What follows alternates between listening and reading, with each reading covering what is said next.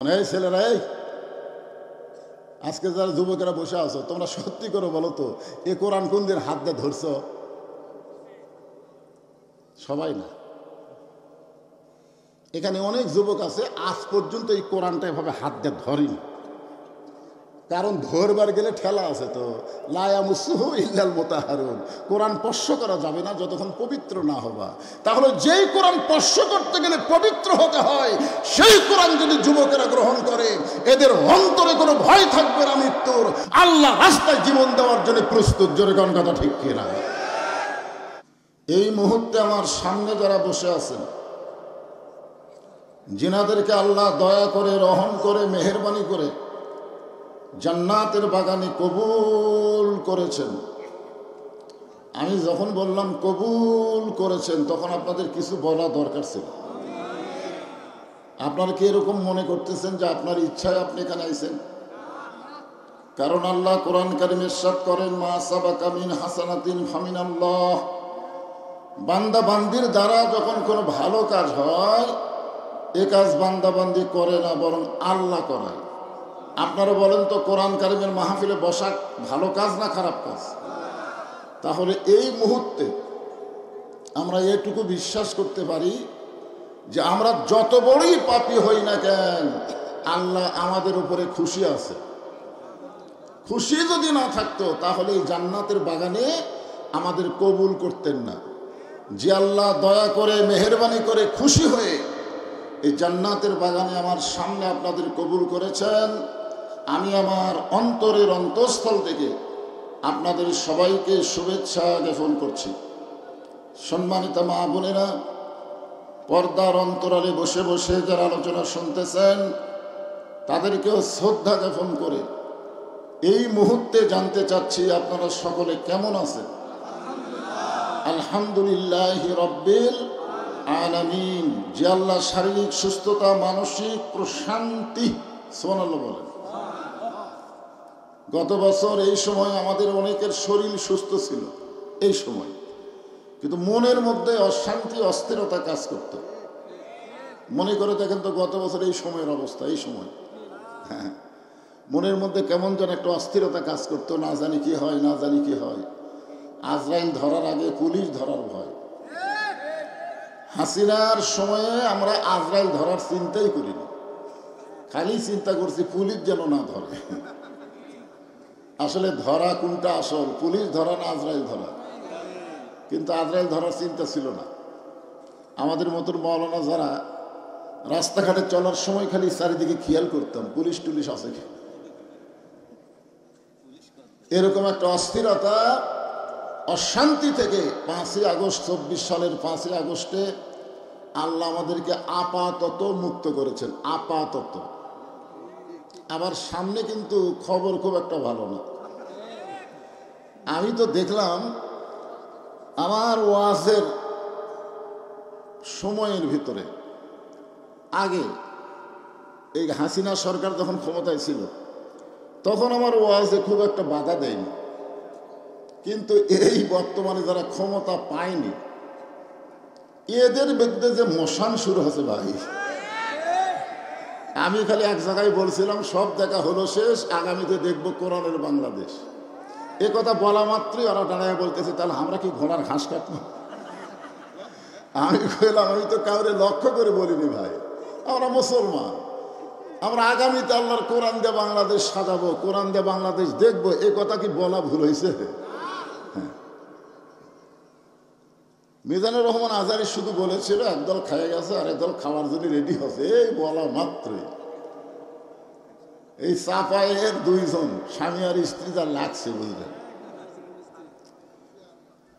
তো। আল্লাহ তাআলা আপাতত আমাদেরকে যে সুস্থতা এবং মানসিক প্রশান্তি দান করেছেন, আমরা সে আল্লাহর উপরে খুশি না বেজার? তাহলে জবান খুলে সমস্বরে সকলে বলবো, রব্বানা লাকাল হামদ হামদান কাসীরান তাইয়িবান মুবারাকান ফীহি। আমরা প্রশংসা করলাম কার? কেন করলাম? ওয়া মান ইয়াবতাগি গায়রাল ইসলাম দীনান فلن يقبل منه। আল্লাহ কোরআনে বলেছেন ইসলাম ছাড়া অন্য কোনো জীবন ব্যবস্থা ধর্ম কেউ যদি গ্রহণ করে, ইসলাম ছাড়া, ইসলাম বাদ দিয়ে যদি অন্য কিছু গ্রহণ করে, আল্লাহ বলেছেন লা ইউকবালা মিনহু, তা কখনোই কবুল করা হবে না।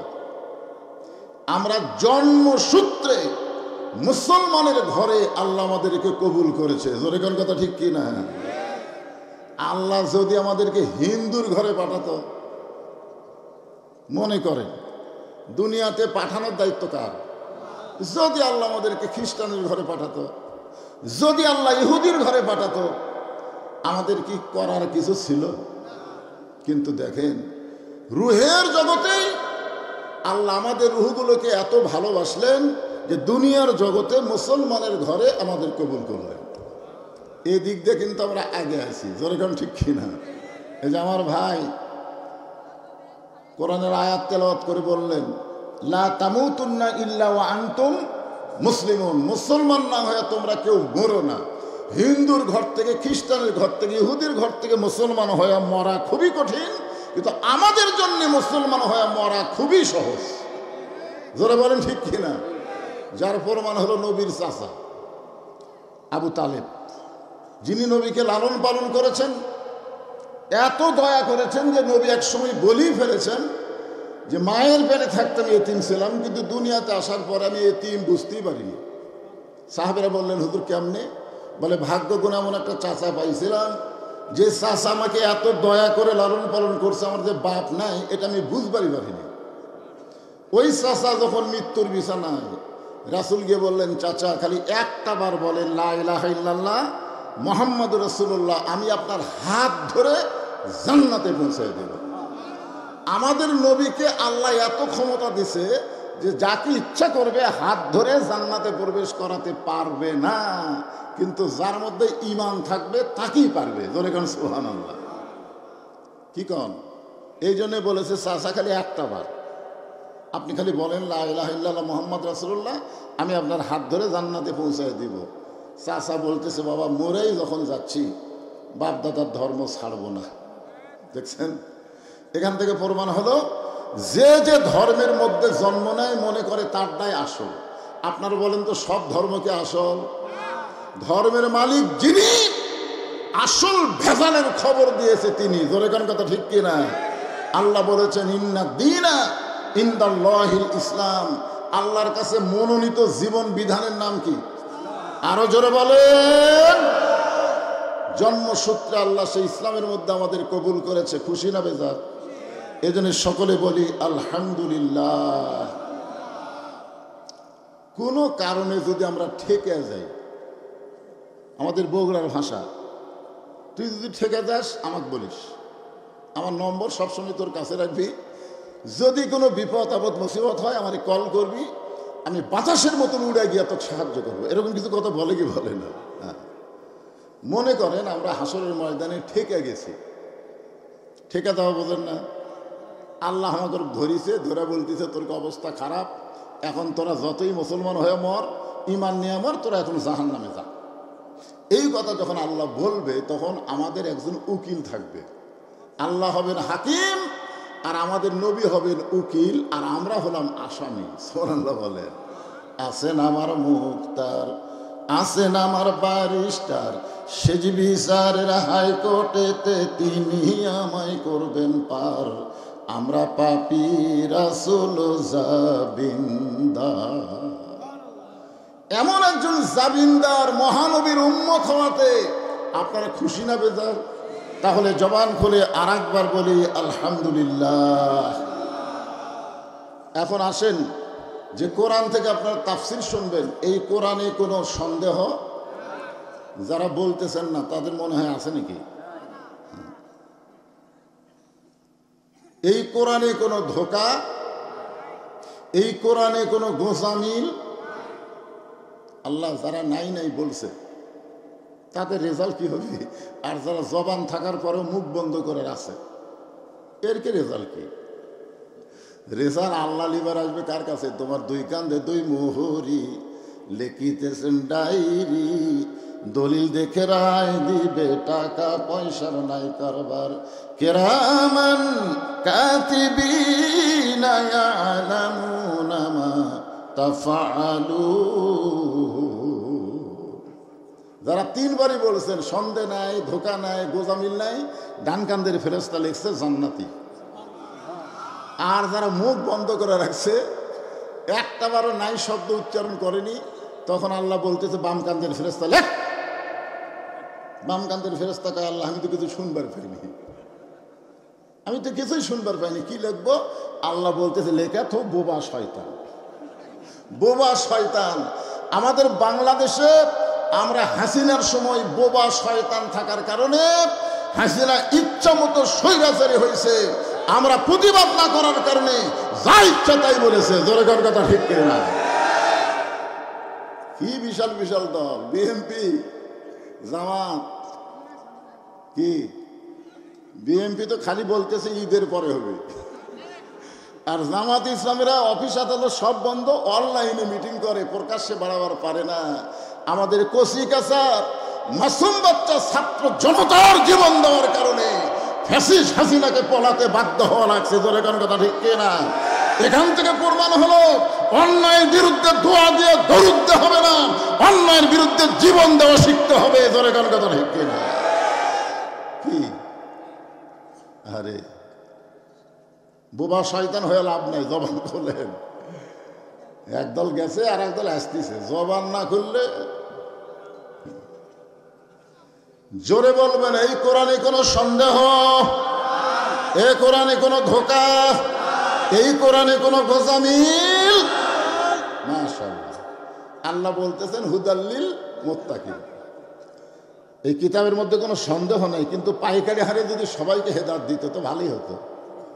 আল্লাহ এখানে বললেন হুদাল্লিল মুত্তাকিন, কেবলমাত্র যারা মুত্তাকি তাদেরকেই আল্লাহর এই কোরআন হেদায়েত দেবে, তাদের জন্যই জীবন ব্যবস্থা আল্লাহর কোরআন। আপনারা যেরকম ওয়াজ শুনতে আইছেন, আমার সামনে কি সুন্দর বসেছেন, এরা জায়গা না পাওয়ার কারণে এটা দাঁড়াচ্ছে না, কি জন্য দাঁড়াচ্ছে আল্লাহ ভালো জানে। এই দাঁড়িয়ে থাকা কোরআন শোনার অভ্যাস হলো আবু জেহেলের।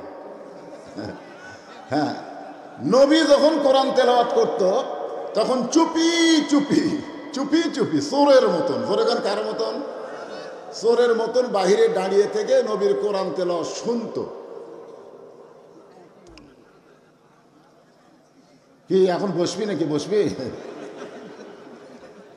হ্যাঁ, সারা রাত কোরআন তেলাওয়াত শুনতো, সারা রাত। সকালবেলা গিয়া মিটিংয়ের মধ্যে বলতো এত সুন্দর কোরআনের বাণী, রাতটা কোন দিক দিয়ে গেল আমি বুঝবারই পারিনি। সুবহানাল্লাহ খান, সুবহানাল্লাহ খান। দেখেন আবু জেহেল কোরআনের পক্ষে কথা বলছে, এত সুন্দর কোরআনের বাণী শুনতে শুনতে রাতটা কোন দিক দিয়ে গেল আমি বুঝবারই পারিনি। তা আবু সুফিয়ানের একজন অধীনস্থ তেলতেলা নেতা ছিল, তেলতেলা নেতা। তো বলতেছে নেতা, যে কোরআন শুনতে রাত কোন দিক দিয়ে তাই বোঝা যায় না, সেই কোরআন ধরলে অসুবিধা কি? কি কন, খালি শোনার জন্য না ধরার জন্য? তো বলতেছে এই কোরআন ধরলে অসুবিধা কি? আবু জেহেল বলতেছে এই কোরআন যদি ধরি তাহলে তোর আমার নেতাগিরি চলবি না। আজকে বাংলাদেশে যারা আবু জেহেলের দল করতে চায় তারাই বলে ইসলামের রাজনীতি নাই, কোরআনের রাজনীতি নাই।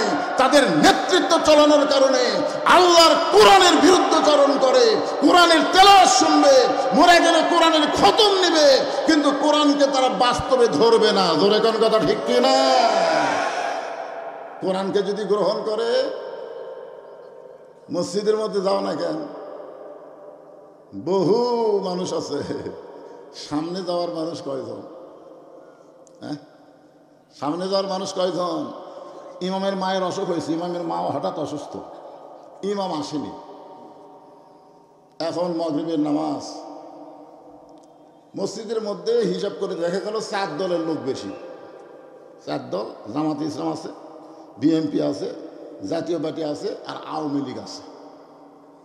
এই 4 দলের মধ্যেই চিন্তা করতেছে এখন সামনে কে যাবি রে,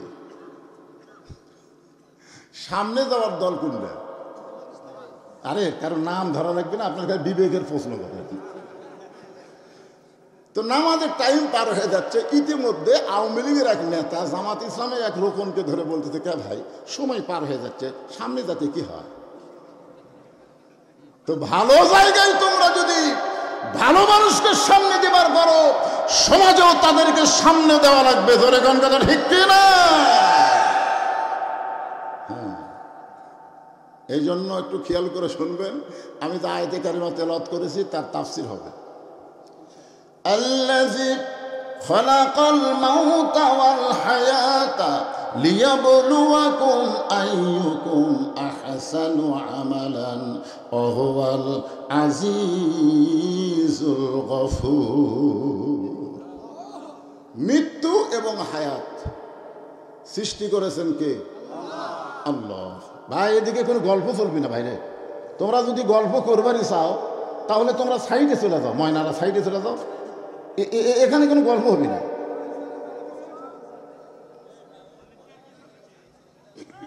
হ্যাঁ, কোনো গল্প না, একা চুপচাপ সবাই মনোযোগ দিয়ে শোনো। আমি মুরব্বী মানুষ, আমি এই যুবক মানুষ না যে ঘন্টার পর ঘন্টা ওয়াজ কর্ম, তা না। অল্প সময়ের মধ্যে গুরুত্বপূর্ণ গল্প করে বিদায় নেব। এই জন্য আপনারা একটু বসেন, যদি বসবার মন না চায় তো চলে যান। অত লোকের দরকার নাই তো, 313 জন মুজাহিদ পালে গোটা, এত লোকের দরকার আছে নাকি? আমাদের এলাকায় আমার দাদার মুখে শুনছি যে হাজার হাজার মানুষ খাওয়া দাওয়া করতেছে। খাওয়া দাওয়া কি করতেছে? ইতিমধ্যে সাইড দেখ পাগল যাচ্ছে আর বলতেছে, মানুষ নাই রে, মানুষ নাই। তো যারা খাওয়া দাওয়া করতেছে তারা সবাই মুচকি মুচকি হাসতেছে আর বলতেছে, পাগলে কিনা খায়, ছাগলে কিনা খায়, গুরুত্ব দেয়নি। কিন্তু একটা লোক চিন্তা করছে, কে রে মানুষ নাই, তাহলে আমরা কি? ওই আবার খাওয়া বাদ দা পাগলার কাছে গেছে, যা বলতেছে, কে রে পাগল, তুই তো কইলি মানুষ নাই মানুষ নাই, তাহলে আমরা কে? বলে কেউ তো ধরেনি, তুই ধরলি কেন? আমি যে মানুষ নাই করে চলে আসলাম, কেউ তো ধরে নাই, তুই ধরলি কেন? বলে আমার মধ্যে একটু ধাক্কা লেগেছে যে মানুষ যদি না হই তাহলে আমরা খেয়ে। পাগল বলতেছে তাহলে সাইডে চল। তো সাইডে যায়, এরকম বাম হাত আলগা করছে, ওই ভিতর দিকে তাকা দেখে যে 15-20 জন মানুষ, বাদ বাকি সব শিয়াল করতে। ভাই কি দেখলাম? বলে কলিকালের জামানা, হক বলতে মানা, আসল কথা বললে তোমায় মারবি রে। বুঝছেন? এখন হক কথা বলবার গেলে অনেকের কলজায় আঘাত লাগবে। এত রাত পর্যন্ত কোরআনের মাহফিলের জন্য যারা অপেক্ষা করতেছেন তারা আবার দাঁড়িয়ে থেকে গল্প করবেন কেন? মন চাই বসেন, আর যদি মন না চাই সাইড কাটবেন। এখন আসেন, লিয়াবলুয়াকুম, তোমাদেরকে পরীক্ষা করা হবে, আইয়ুকুম আহসানু আমালা। পরীক্ষার সাবজেক্ট হলো সুন্দর আমল। জোরে কোন কি আমল? আচ্ছা, আমাদের বাংলাদেশে 92% মুসলমান, আমরা কি সুন্দর আমল করতে চাই না? জোরে কোন চাই কি চাই না? সুন্দর আমল করতে গেলে সুন্দর একটা পরিবেশ লাগবে। সুন্দর একটা পরিবেশ যদি আপনি তৈরি করতে চান তাহলে সুন্দর একটা সমাজ লাগবে। সুন্দর একটা সমাজ যদি গঠন করতে চান তাহলে সুন্দর একটা রাষ্ট্র লাগবে। সুন্দর একটা রাষ্ট্র যদি তৈরি করতে চান তাহলে আল্লাহর কোরআনের বিকল্প কোনো সংবিধান না। কথা কয় না? আমাদের বাংলাদেশে কতগুলো নেতা বলে না, পবিত্র সংবিধানকে সমুন্নত রাখতে চাই, সংবিধান পরিবর্তন করা যাবে না। এর সংবিধান কি তোর আল্লাহর? এক ডক্টর কামাল্লা যাই পেশাব করে খাড়া হয়ে অজু করে না, ওই বেটা সংবিধান লেখছে, আর সেইটা বলে পবিত্র সংবিধান। তারা নাকি পরিবর্তন করা যাবে না। এদের প্রেসিডেন্টকে ইমপিচমেন্ট করার জন্য ছাত্ররা একসঙ্গে আন্দোলন করলো না? এ হাসিনার আসল মাল থুয়ে গেছে। ওরে বরখাস্ত করার জন্য, অপসারণ করার জন্য ছেলেরা যখন লাফালাফি করলো তখন বাংলাদেশের এক বড় দলের নেতা কইল, সংবিধানকে সমুন্নত রাখতে হবে, সংবিধান ওটার নাম সংবিধান, সংবিধান এই যে দেখেন সংবিধান কার নাম দেখেন।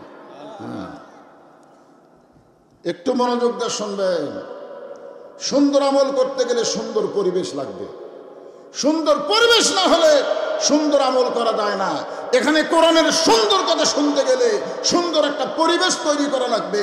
হাট বাজারে হাজার হাজার মানুষ থাকে, কোনো বক্তা সেখানে ওয়াজ করতে পারবে না। জোরে কোন কথা ঠিক কিনা?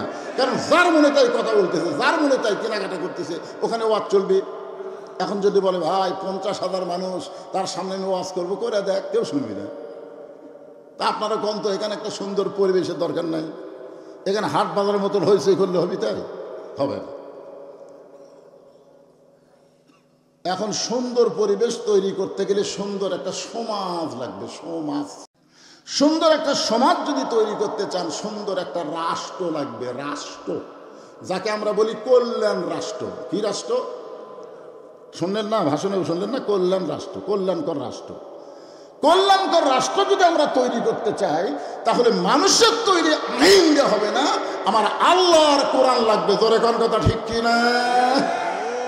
এই জন্য আল্লাহ বলেছেন, অনুনাজ্জিলু মিনাল কুরআনি মা হুয়া শিফাউ ওয়া রাহমাতুল লিল মুমিনিন।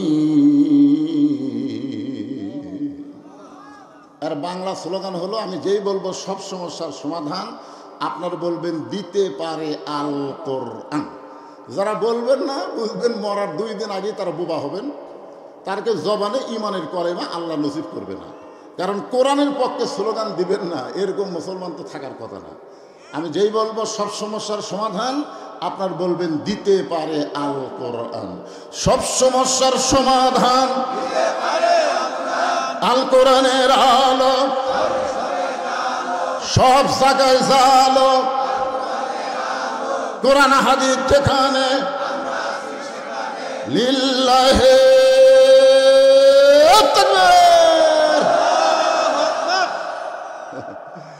তুলে দিয়েছেন দেরি করে। আমি আইসি এখানে ঈশান নামাজের আগে, আমার তুলে দিলেন কয়টায়?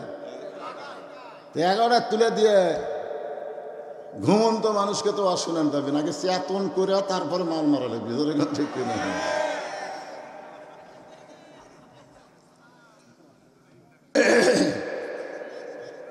শেষ রাত্রে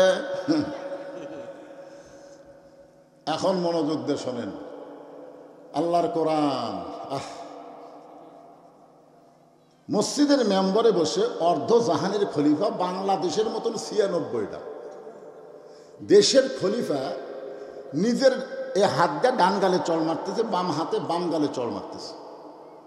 মসজিদের মেম্বরে বসে অর্ধ জাহানের খলিফা হযরত ওমর নিজের গালে নিজেই চড় মারতেছেন।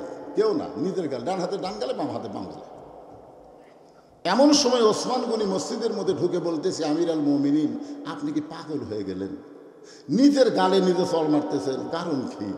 ওমর ফারুক বললেন, মিন শাররিল ওয়াসওয়াসিল খান্নাস। মিন শাররিল ওয়াসওয়াসিল খান্নাস, আমার ভিতরে একটা শয়তান আছে, তার নাম হলো খান্নাস। সেই খান্নাস আমাকে ধোঁকা দিছে। ওসমান গনি বললেন, কি ধোঁকা? বলে, আমার খান্নাস বলতেছে আমি নাকি অর্ধ পৃথিবীর খলিফা। তো ওসমান গনি বলতেছে, ঠিকই তো কইছে, আপনি তো অর্ধ জাহানের খলিফা। ওমর বলে, ওসমান, বর্তমানকে নিয়ে যারা চিন্তা করে এরা মানুষ না।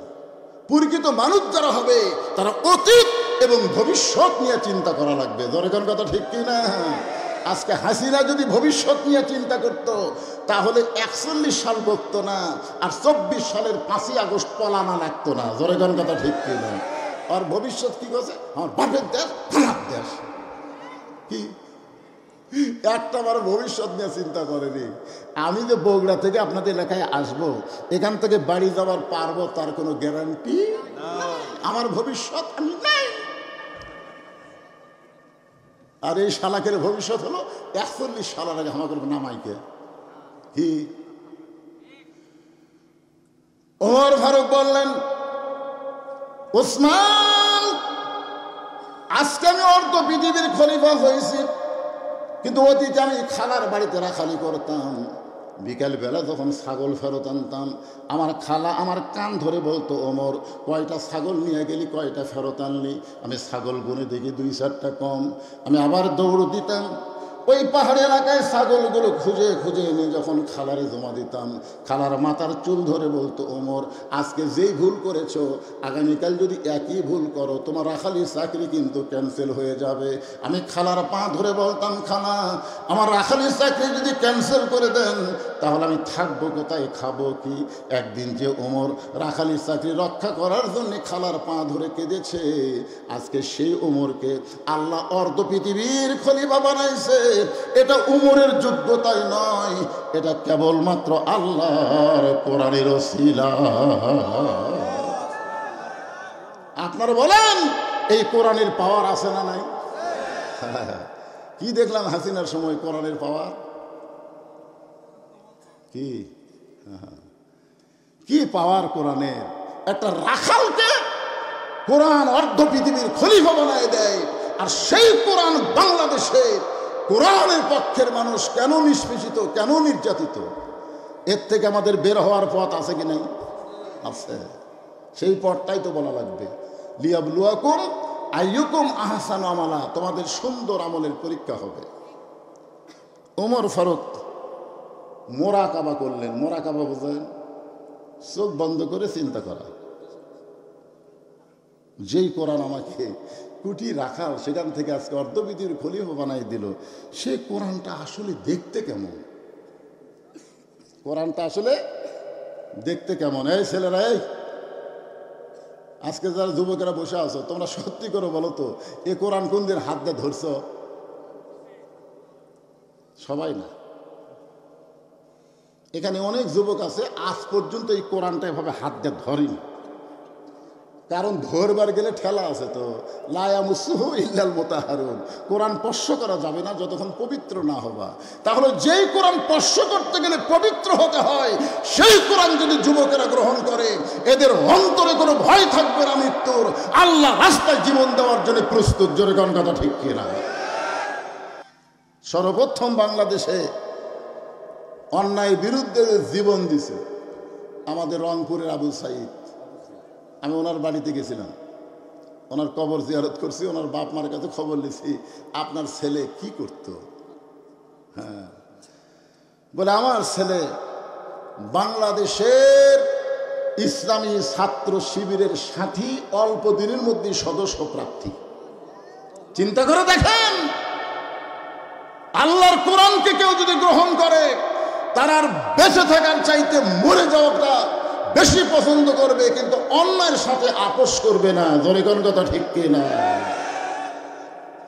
আবু সাইদকে আপনারা দেখছেন, ওর ভিডিও দেখছেন, ও যখন গুলি করতেছে ভিডিওটা দেখছেন, মনোযোগ দিয়ে দেখেন। আল্লাহ রাসূল বলেছেন, কেউ যখন আল্লাহ রাস্তায় শহীদ হয়, ওই শাহাদতের যে কষ্ট, এই কষ্টটা একটা পিঁপড়া কামড়ের চাইতে বেশি না। সেই পিঁপড়া হলো চিনি খাওয়া পিঁপড়া। যে পিঁপড়া চিনি খায়, এই পিঁপড়া যদি আপনার কামড় দেয়, আপনার কষ্ট হবে। 10টা পিঁপড়া যদি কামড় দেয়, আপনি চুলকাই করে, চুলকাই করে। আর সেই রকম একটা পিঁপড়া কামড় দিলে যে কষ্ট হয়, সে কষ্ট শাহাদতের সময় হয় না। যার প্রমাণ আবু সাইদ বারবার গুলি করতেছে, একবারও বলে নাই আমারে লাগতেছে, আমারে মারো না, পিছন দিকে দৌড় দেওয়া আমরা কেউ দেখলাম না। জোরে কোন কথা ঠিক কি না? তার মানে কি বোঝা গেল? মান সাআলাল্লাহু তাআলা শাহাদাতান বিসিদিকিন বাল্লাগাহুল্লাহু মানাজিলাশ শুহাদা ওয়া ইম্মাতা আলা ফিরাশিহি রাওয়াহুল বুখারী কিতাবুল মাগাজি। আল্লাহ রাসূল বলেন, আনাস রাদিয়াল্লাহু থেকে বর্ণিত, মা আহাদান ইয়াদখুলুল জান্নাতা ইউহিব্বু ইয়ারজি ইলাদ দুনিয়া ক্বালাহু মা আলাল আরদি মিন শাইইন ইল্লা শাহীদুন ইয়াতামান্না আন ইয়ারজি ইলাদ দুনিয়া ফায়ুক্তাল আশারা মাররাতান লিমা ইয়ারা মিনাল কারামাতি রাওয়াহুল বুখারী কিতাবুল মাগাজি। যুবকদের জন্য দুটো হাদিস, বুড়া মানুষের জন্য না, হামাকের জন্য না। হামাকের দিন শেষ, সারা জীবন ঘুষের চাকরি করছে, চাকরি রিটায়ার হওয়ার পর আল্লাহকে বলতেছে, আল্লাহ আমি আর জীবনে ঘুষ খাবো না। আল্লাহ দুই কান্দে দুই ফেরেশতা, আল্লাহ এই শয়তানের কান্দর থেকে আমরা লেখমুখী। যতদিন ঘুষের চাকরি করছে ততদিন তওবা করেনি, চাকরি গেছে আর তওবা করতেছে। ওখানে ঘুষ দিবি কে? যখন হয়তো চামড়া ঢিল আল্লাহর সাথে দিছে মিল, যতন থাকে চামড়া টাইট আল্লাহর সাথে করে ফাইট। এই জন্য যুবকদের জন্য কথা বলা লাগবে, জোরে কোন কথা ঠিক করে কথা বলেন। আল্লাহ বলবেন শৈশবকালের কোন হিসাব আমি চাই না, বুড়াকালের হিসাব দেওয়া লাগবে না, খালি যৌবনকালের হিসাব দেওয়া জান্নাত যাও। আজকে আমাদের সেই যুবক, সোনার যুবকের হাজার হাজার দেখতেছি আমি, মাশাআল্লাহ। একটু মনোযোগ দিয়ে শুনবো বাবা। ওমর ফারুক মুরাকাবার হালতে চিন্তা করে আল্লাহর কোরআনটা দেখতে কেমন, যেই কোরআন আমাকে রাখাল থেকে অর্ধ পৃথিবীর খলিফা বানায় দিল, এই কোরআনটা আসলে দেখতে কেমন দেখার জন্য ওমর ফারুক ছদ্মবেশে মদিনার অলি গলি ঘুরতেছেন, শুধুমাত্র আল্লাহর কোরআনকে দেখার জন্যে। আজকে আপনারা আইছেন কোরআন শোনার জন্যে, কিন্তু ওমর ফারুক ঘুরতেছে কোরআন দেখার জন্যে। সুবহানাল্লাহ। বাংলাদেশে কিন্তু এখন আমরা কোরআন দেখতে পাইনি, খালি শোনা যাচ্ছে। আল্লামা সাইদি হুজুর 50 বছর কোরআন শুনেছে। কোরআন শুনে শুনে কি হলো, শেষ পর্যন্ত জেলত যাওয়া লাগলো বিনা দোষে। 13 বছর জেলখানায় বন্দি করে রাখলো। যখন দেখে জনগণের দোয়াতে জেলের মধ্যে দিন দিন খুব ভালো হচ্ছে, তখন ভারত করলো নাই তো জেলের থেকে কাম হবে না। সাইদি সাহেবকে হাসপাতাল নিয়ে যাওয়ার 2 দিন আগে আওয়ামী লীগের 3টা নেতা ভারত থেকে ঘুরে যাচ্ছে। আপনারা জানেন কি প্রেসক্রিপশন দিল, জেল থেকে হাসপাতাল নিয়ে গেল, সেখানে তাকে হত্যা করা হলো। কোরআন শোনার আমল। কোরআন যদি আমরা দেখতাম, আল্লামা সাইদির মতন মানুষের কাছে কোনো পুলিশ ভিড়বার পারত না। জোরে কোন কথা ঠিক কিনা? জীবন দেব, কিন্তু না, আমরা খালি শুনি। ওমর ফারুক ছদ্মবেশে আল্লাহর কোরআন দেখার জন্য মদিনার অলি গলি ঘুরতেছে। লিয়াবলুয়াকুম আইয়ুকুম আহসানু আমালা, সুন্দর আমল কারে কয় এটা আপনাদের বোঝানোর জন্য বলতেছি। হঠাৎ হযরত ওমর দেখতে পায় 2 পাহাড়ের মাঝখানে একটা বিস্তীর্ণ মরুভূমি, ওই মরুভূমির মধ্যে একজন রাখাল উট আর দুম্বা চড়ায়। ওমর ফারুক আল্লাহর কোরআন দেখার জন্য রাখালকে সালাম দিয়ে বললেন, রাখাল ভাই আমার পেটে ক্ষুধা লাগছে, আমি উটের 1 পেয়ালা দুধ চাই। রাখাল মুস্কি মুস্কি হাসে। সুবহানাল্লাহ। ওমর ফারুক একটু রাগ করে বললেন, রাখাল তোমার আমি সালাম দিলাম, উটের দুধ চাইলাম, তুমি সালামের উত্তরও দিলা না, উটের দুধ দিবা কি দিবা না সেটাও বলো না, তুমি মুস্কি মুস্কি হাসো কেন? রাখাল বলে, পথিক তুমি আমারে সালাম দিলে আমি সালামের উত্তর দিব না, তুমি উটের দুধ চাইলেও তোমাকে আমি দিব না, আগে জানতে হবে তোমার পরিচয়। ওমর ফারুক চিন্তা পড়ে গেল যে অর্ধ পৃথিবীর খলিফা ছদ্মবেশ ধারণ করে আমি আল্লাহর কোরআন দেখবার চাই, আর এই বেটা আমার পরিচয় শুনবার চাই। আমি যদি বলি আমি ওমর, আমি মদিনার খলিফা, তাহলে কোরআন কেমনে দেখব?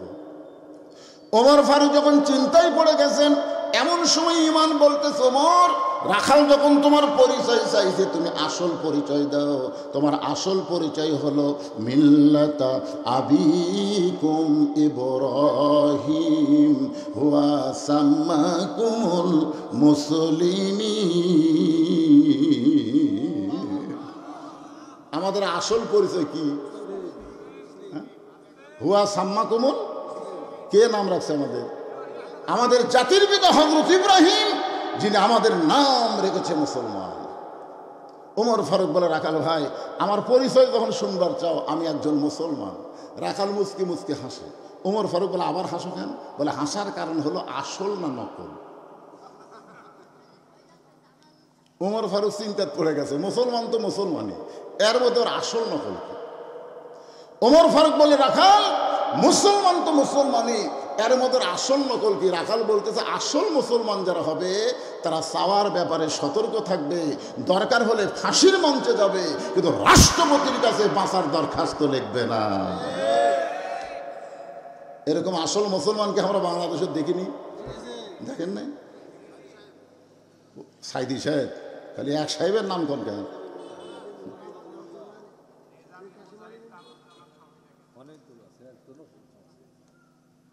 উকিল এসে বলতেছে, উকিলের নাম হলো তাজুল ইসলাম, পেপারে বিবৃতি দিচ্ছে। উকিল বলতেছে, আমি বললাম যে আপনি একটা দলের আমির, আপনি একটা দলের আমির, আপনি যদি রাষ্ট্রপতির কাছে বাঁচার দরখাস্ত লেখেন, রাষ্ট্রপতি দয়া করে যদি আপনাকে মাফ করে, তো নিজামী সাহেব মুচকি মুচকি হাসতেছে।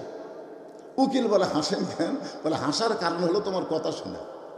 তুমি তো আমাকে বলতেছো রাষ্ট্রপতির কাছে দরখাস্ত লেখেন, এরকম 3টা রাষ্ট্রপতি বাংলাদেশ হওয়ার পরে ক্ষমতা থাকতে মারা গেছে। একটা হলো বঙ্গবন্ধু শেখ মুজিবুর রহমান, একটা জিয়াউর রহমান, একটা জিল্লুর রহমান, যারা নিজেরাই ক্ষমতা থাকতে মরে, তাদের কাছে কোনো ইমানদার জীবন ভিক্ষা চাই না। তখন উকিল বলতেছে এই গোয়ার্কের কারণে তো আপনার ফাঁসি হবে। নিজামী মুচকি মুচকি হাসার বলে আমার ফাঁসি হবে কিন্তু আমার মৃত্যু হবে না, আমার ফাঁসি হবে কিন্তু আমার মৃত্যু হবে না। উকিল দৌড়ে এসে বলে ফাঁসি হবে না, ফাঁসি হবে মৃত্যু হবে না, এটা কেমন কথা? সঙ্গে সঙ্গে কোরআন থেকে তেলাওয়াত করলেন, ওয়ালা তাকুলু লিমান ইউকতালু ফি সাবিলিল্লাহি আমওয়াতুন বাল আহইয়াউ ওয়ালাকিন লা তাশউরুন। আল্লাহ রাস্তায় যাদেরকে হত্যা করা হয়, আল্লাহ রাস্তায় যাদেরকে ফাঁসি দেওয়া হয়, তাদেরকে তোমরা মৃত্যু বলো না, আমি আল্লাহ বলতেছি তারা জীবিত। রাখাল বলে পথিক, তুমি যদি সত্যি মুসলমান হও, তুমি দুধ চাইছো কার কাছে? ওমর ফারুক চুমকে উঠছে, ওরে বাবা রে, আল্লাহর কোরআন যখন চালু থাকে দুনিয়ায়, ওমর ফারুক ভুল করলে একটা রাখাল পর্যন্ত ভুল ধরার সাহস পায়। ওমর ফারুক বলেন রাখাল আসলেই চাওয়ার ব্যাপার আমার ভুল হয়ে গেছে। রাখাল বলতে যে ভুলটা যখন স্বীকার করছে, আল্লাহ তোমাকে তওবা করার সুযোগ দিছে। আপনারা বলেন তো ভুল স্বীকার করলে তওবা করার সুযোগ আছে না নাই? আমার বড় ভাই আওয়ামী লীগ করতো, আমার 2 ছোট ভাই, এরা 2জন বিএনপি, আর আমি তো বুঝতেছেন 5ই আগস্টের পরে আমার বড় ভাই আমার মাদ্রাসা মসজিদের মধ্যে ঢুকলো আসরের সময়, হাসিনা পলানার পরে আমার মাদ্রাসার মসজিদের মধ্যে ঢুকলো যে হুজুরের এই মসজিদের মধ্যে ঢুকলে কোনো অসুবিধা হবে না, কারণ বগুড়া জেলাতে আওয়ামী লীগের কোনো বিছন থইনি। বিছন বোঝেন না, মনে হয় অনুবীক্ষণ যন্ত্রতে খুঁজিয়া খুঁজিয়া চামচা মানচা যা ছিল বুঝছেন সব আউট। আমার ভাই দেখলো যে হুজুরের, তা আমি আস্তে আস্তে সিসি ক্যামেরা দেখা যায় তো, তা আমি আসে মসজিদের মধ্যে ঢুকে বললাম ভাই খবর কি? বলতেছে তওবা করা ভাই। আমি ভুল বুঝতে পারছি রে ভাই, ভুল বুঝছি। যেই দলের একটা মেম্বার থেকে প্রধানমন্ত্রী পর্যন্ত পলা যায়, এটা মানুষের দল না ভাই, এটা ডাকাতের দল রে, তওবা পড়া ভাই। আমি বললাম ভাইজান, আদম নবী গন্ধম খাওয়ার পরে ভুল স্বীকার করছে, আল্লাহ তাকে তওবার সুযোগ দিছে, ভুল স্বীকার করলে লাভ আছে। আজকে যারাই আওয়ামী লীগ করেছেন আমি তাদেরকে বলবো ভুল স্বীকার করেন, এই দল আর করেন না। এটা একটা দল না, এটা হলো ডাকাতের দল, এটা চোরের দল। জোরে কর কথা ঠিক কিনা? ভুল স্বীকার করেন, ফিরে আসেন।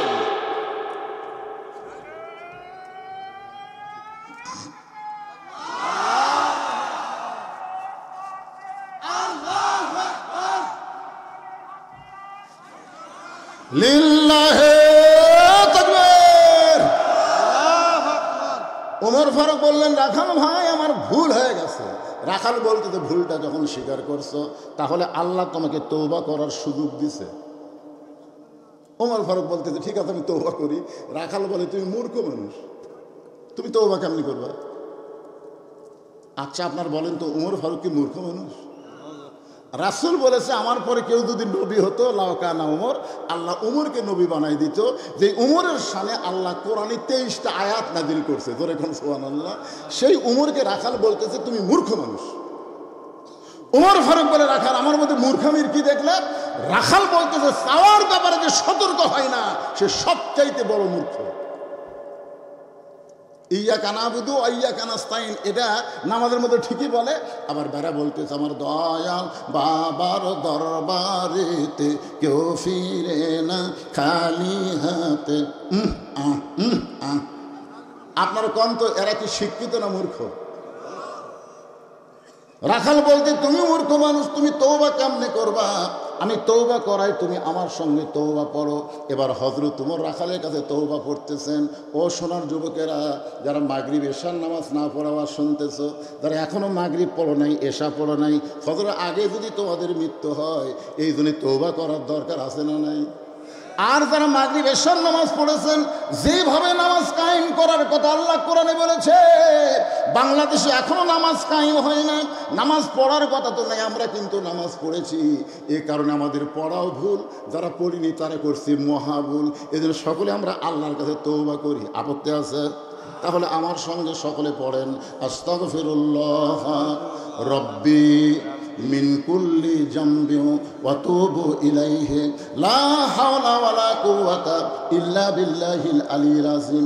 ওমর ফারুক তওবা করার পরে বলতেছে, ও রাখাল ভাই, আল্লাহর হস্তে উটের এক পেয়ালা দুধ দাও। কি হস্তে? আল্লাহর হস্তে। রাখাল মুসকি মুসকি হাসে। ওমর ফারুক বলে, আবার হাসি খেন? বলে, হাসার কারণ হলো তওবা করার পরে তুমি আবার মুনাফিকি করলে।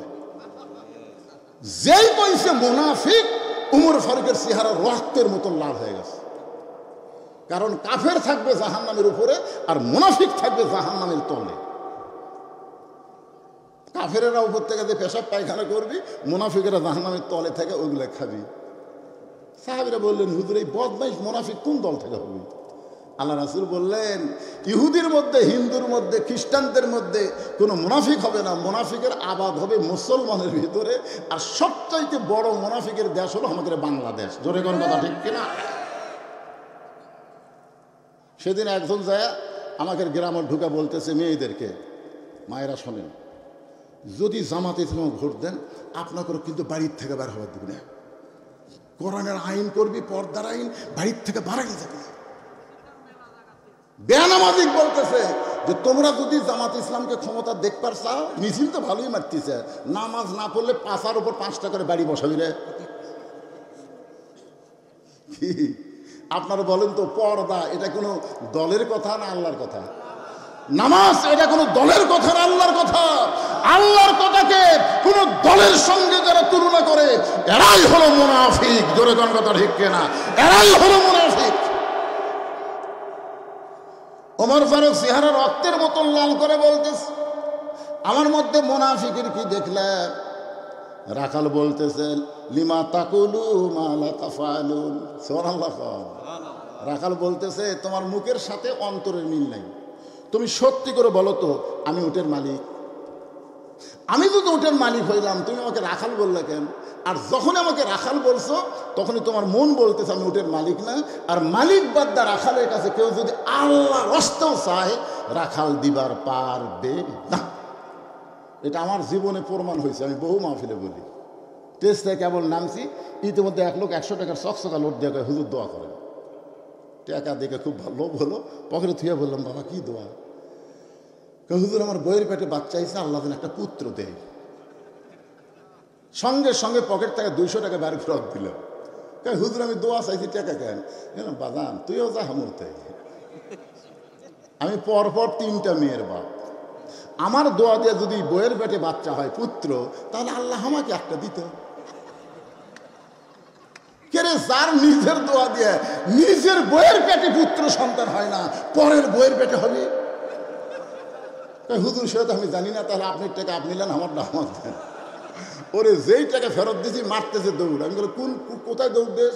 বলে এমন হুজুরের কাছে যাব যার বেটা সাওয়াল আছে। আমি বললাম, পাগল, টাকা ফেরত দিয়ে তোরে বুঝাইলাম, কোনো হুজুরের কাছে না, কোনো বাবার কাছে না, কোনো পীরের কাছে না। বাবার যদি চাও, যিনি দিবার পারে তার কাছে চাও। জোরে কোন কথা ঠিক? রাখাল বলে, পথিক, উমরকে লক্ষ্য করে বলতেছে, পথিক, সত্যি যদি তুমি আল্লাহর হস্তে উটের এক পেয়ালা দুধ চাও, তাহলে এখান থেকে 10 মাইল দূরে মালিকের বাড়ি। ওই মালিকের বাড়ির দরজাত গিয়ে বলো, মালিক তোমার রাখাল উট আর দুম্বা চড়াই, তুমি মালিক যদি হুকুম দাও, তাহলে রাখাল আল্লাহর হস্তে উটের এক পেয়ালা দুধ দিবে। ওমর ফারুক বলে, রাখাল ভাই, কষ্ট করে অত দূর মালিকের বাড়ি যাওয়ার দরকার নাই, বরং তোমাকে 2টা টাকা দিলাম, এই 2টা টাকার বিনিময়ে তুমি উটের এক পেয়ালা দুধ দাও। যেই কইছে 2টা টাকার বিনিময় দাও, রাখাল চুপ করছে। উমর ফারুক বলে, রাখাল চমকে উঠলে কেন? রাখাল বলতেছে, তুমি হজরত উমর চেনো? তুমি সত্যি করে কও তুমি হযরত উমরক চিনো?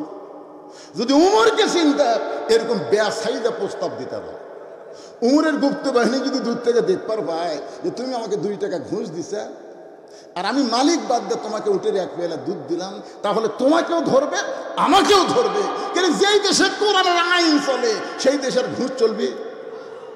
তুমি আমাকে 2 টাকা ঘুষ দিচ্ছ আর মালিক বাদ দিয়ে তোমাকে উঠে 1 পেয়ালা দুধ দিলাম, এ বুড়া বয়সে তুমি জেলত যাবার চাও? ওমর ফারুক বলে, রাখাল ভাই আসলে উমরের কথা আমার মনে নাই, তাহলে চলো পাহাড়ের গুহার মধ্যে যাই, ওই গুহার মধ্যে গিয়া তোমাকে গোপনে 2 টাকা দেব, তুমি গোপনে উটের 1 পেয়ালা দুধ দিবা, তাহলে উমরের গুপ্ত বাহিনীও দেখতে পারবে না, তোমার মালিকও জানতে পারবে না। রাখাল চিল্লায় বলে, তুমি ভণ্ড, তুমি ভণ্ড, তুমি ভণ্ড। ওমর ফারুক বলে, রাখাল আমার মধ্যে ভণ্ডামির কি দেখলা? রাখাল বলে, পথিক, যেখানে উমরের গুপ্ত বাহিনী দেখতে পায় না, যেখানে রাখালের মালিক জানতে পায় না, সেখানে রাখালের আল্লাহ দেখতে পায়। লিল্লাহে তাকবীর। ওমর ফারুক এক দৌড়ে পাহাড়ের পাদদেশে গিয়া 2 রাকাত নামাজ পড়ে আল্লাহকে বলতেছে, আল্লাহ তোমার কোরআন এত সুন্দর, তোমার কোরআন এত সুন্দর, তোমার কোরআন যখন দুনিয়াতে চলবে কেউ না দেখলো আল্লাহ দেখবে, এই বিশ্বাস মুসলমানের কলিজার মধ্যে থাকবে। দিনের ভোর রাতে করতে পারবে না, দরজা জানলা বন্ধ করে দিলে কেউ দেখতেছে না, এইটা মনের মধ্যে হবে না। আল্লাহর কোরআন দিয়ে যখন রাষ্ট্র চলবে দরজা জানলা বন্ধ করে অশ্লীল ভিডিও কোনো ছেলে দেখবে না, কারণ তার ঈমান বলবে কেউ না দেখলো আল্লাহ দেখতেছে। জোরে কোন কথা ঠিক কি না? ওমর ফারুক চোখের পানি নিয়ে বলতেছে, আল্লাহ তোমার কোরআন এত সুন্দর, এতক্ষণ আমি রাখালকে দেখি নাই, রাখালের ভিতরে আল্লাহ তোমার কোরআন দেখতে পাই। রাখাল পিছনে এসে বলতেছে, যতই কান্দ উটের দুধ দেওয়া গেল না। ওমর ফারুক বলে, রাখাল ভাই উটের দুধের কোনো দরকার নেই, বরং তোমার কাছে আমি জানতে চাই, তুমি না দেখা আল্লাহকে কলিজার মধ্যে জায়গা দিয়ে তুমি যে আল্লাহর কোরআন অনুযায়ী চলতেছো, এর বিনিময়ে তোমার চাহিদা কি কম? একটা চাহিদা আছে না নাই? আল্লামা সাঈদী হুজুর বিনা দোষে 13 বছর জেলখানা থাকছে, অন্যায়ভাবে হাসপাতালে তাকে হত্যা করছে, তার একটা চাহিদা নাই? সবসময় বলতো, আল্লাহ আমাকে শাহাদতের মৃত্যু দিও, তাই বলতো না? দেখ তো চাহিদা হয়ে গেল, পূরণ হয়ে গেছে। জেলখানার মধ্যে মরলে তার শহীদ হওয়ার পারত না, এদের হাসপাতালে গিয়ে যে তাকে হত্যা করা হয়েছে তার দোয়া আল্লাহ কবুল করছে। ওমর ফারুক বললেন, রাখাল না দেখা আল্লাহকে কলিজার মধ্যে জায়গা দিয়ে আল্লাহর কোরআন অনুযায়ী চলতেছো, এর বিনিময়ে তোমার চাহিদা কি? রাখাল বলতেছে, আমার চাহিদা হলো 2টা, আমার চাহিদা হলো 2টা। রব্বানা আতিনা ফিদ দুনিয়া হাসানাতাও ওয়া ফিল আখিরাতি হাসানা ওয়া কিনা আযাবান্নার। ওমর ফারুক বললেন, রাখাল তোমার 2টা চাহিদা আমাকে একটু ভালো করে বুঝে দাও। রাখাল বলতেছে, আমার দুনিয়ার চাহিদা হলো আতিনা ফিদ দুনিয়া হাসানা, এই দুনিয়ার সৌন্দর্য হলো আহসানুল আমালা, দুনিয়ার চাহিদা হলো মহামানব হযরত উমরকে আমি এক নজর দেখতে চাই, যে উমর আল্লাহর কোরআন দিয়ে রাষ্ট্র চালানোর কারণে আমার মতন রাখাল না দেখে আল্লাহকে কলিজার মধ্যে জায়গা দিবার পারছি, সেই হযরত উমরকে যদি একটা বার দেখতে পাইতাম, দুনিয়ার চাহিদা আল্লাহ আমার পুরা করতো। আমি সারা জীবন খালি সাধনা করে আছি, হযরত উমরকে খালি একটা বার যদি দেখতে পাই, এটা হলো আমার দুনিয়ার চাহিদা। তাহলে দুনিয়ার চাহিদা হলো জান্নাত পাওয়ার আগে ভালো একটা নেতা দেখা। ধরে কোন কি দেখা? কথা কোন না কেন কি দেখা? তো আগামী ইলেকশনে আপনারা কেমন নেতা দেখতে চাচ্ছেন? হ্যাঁ,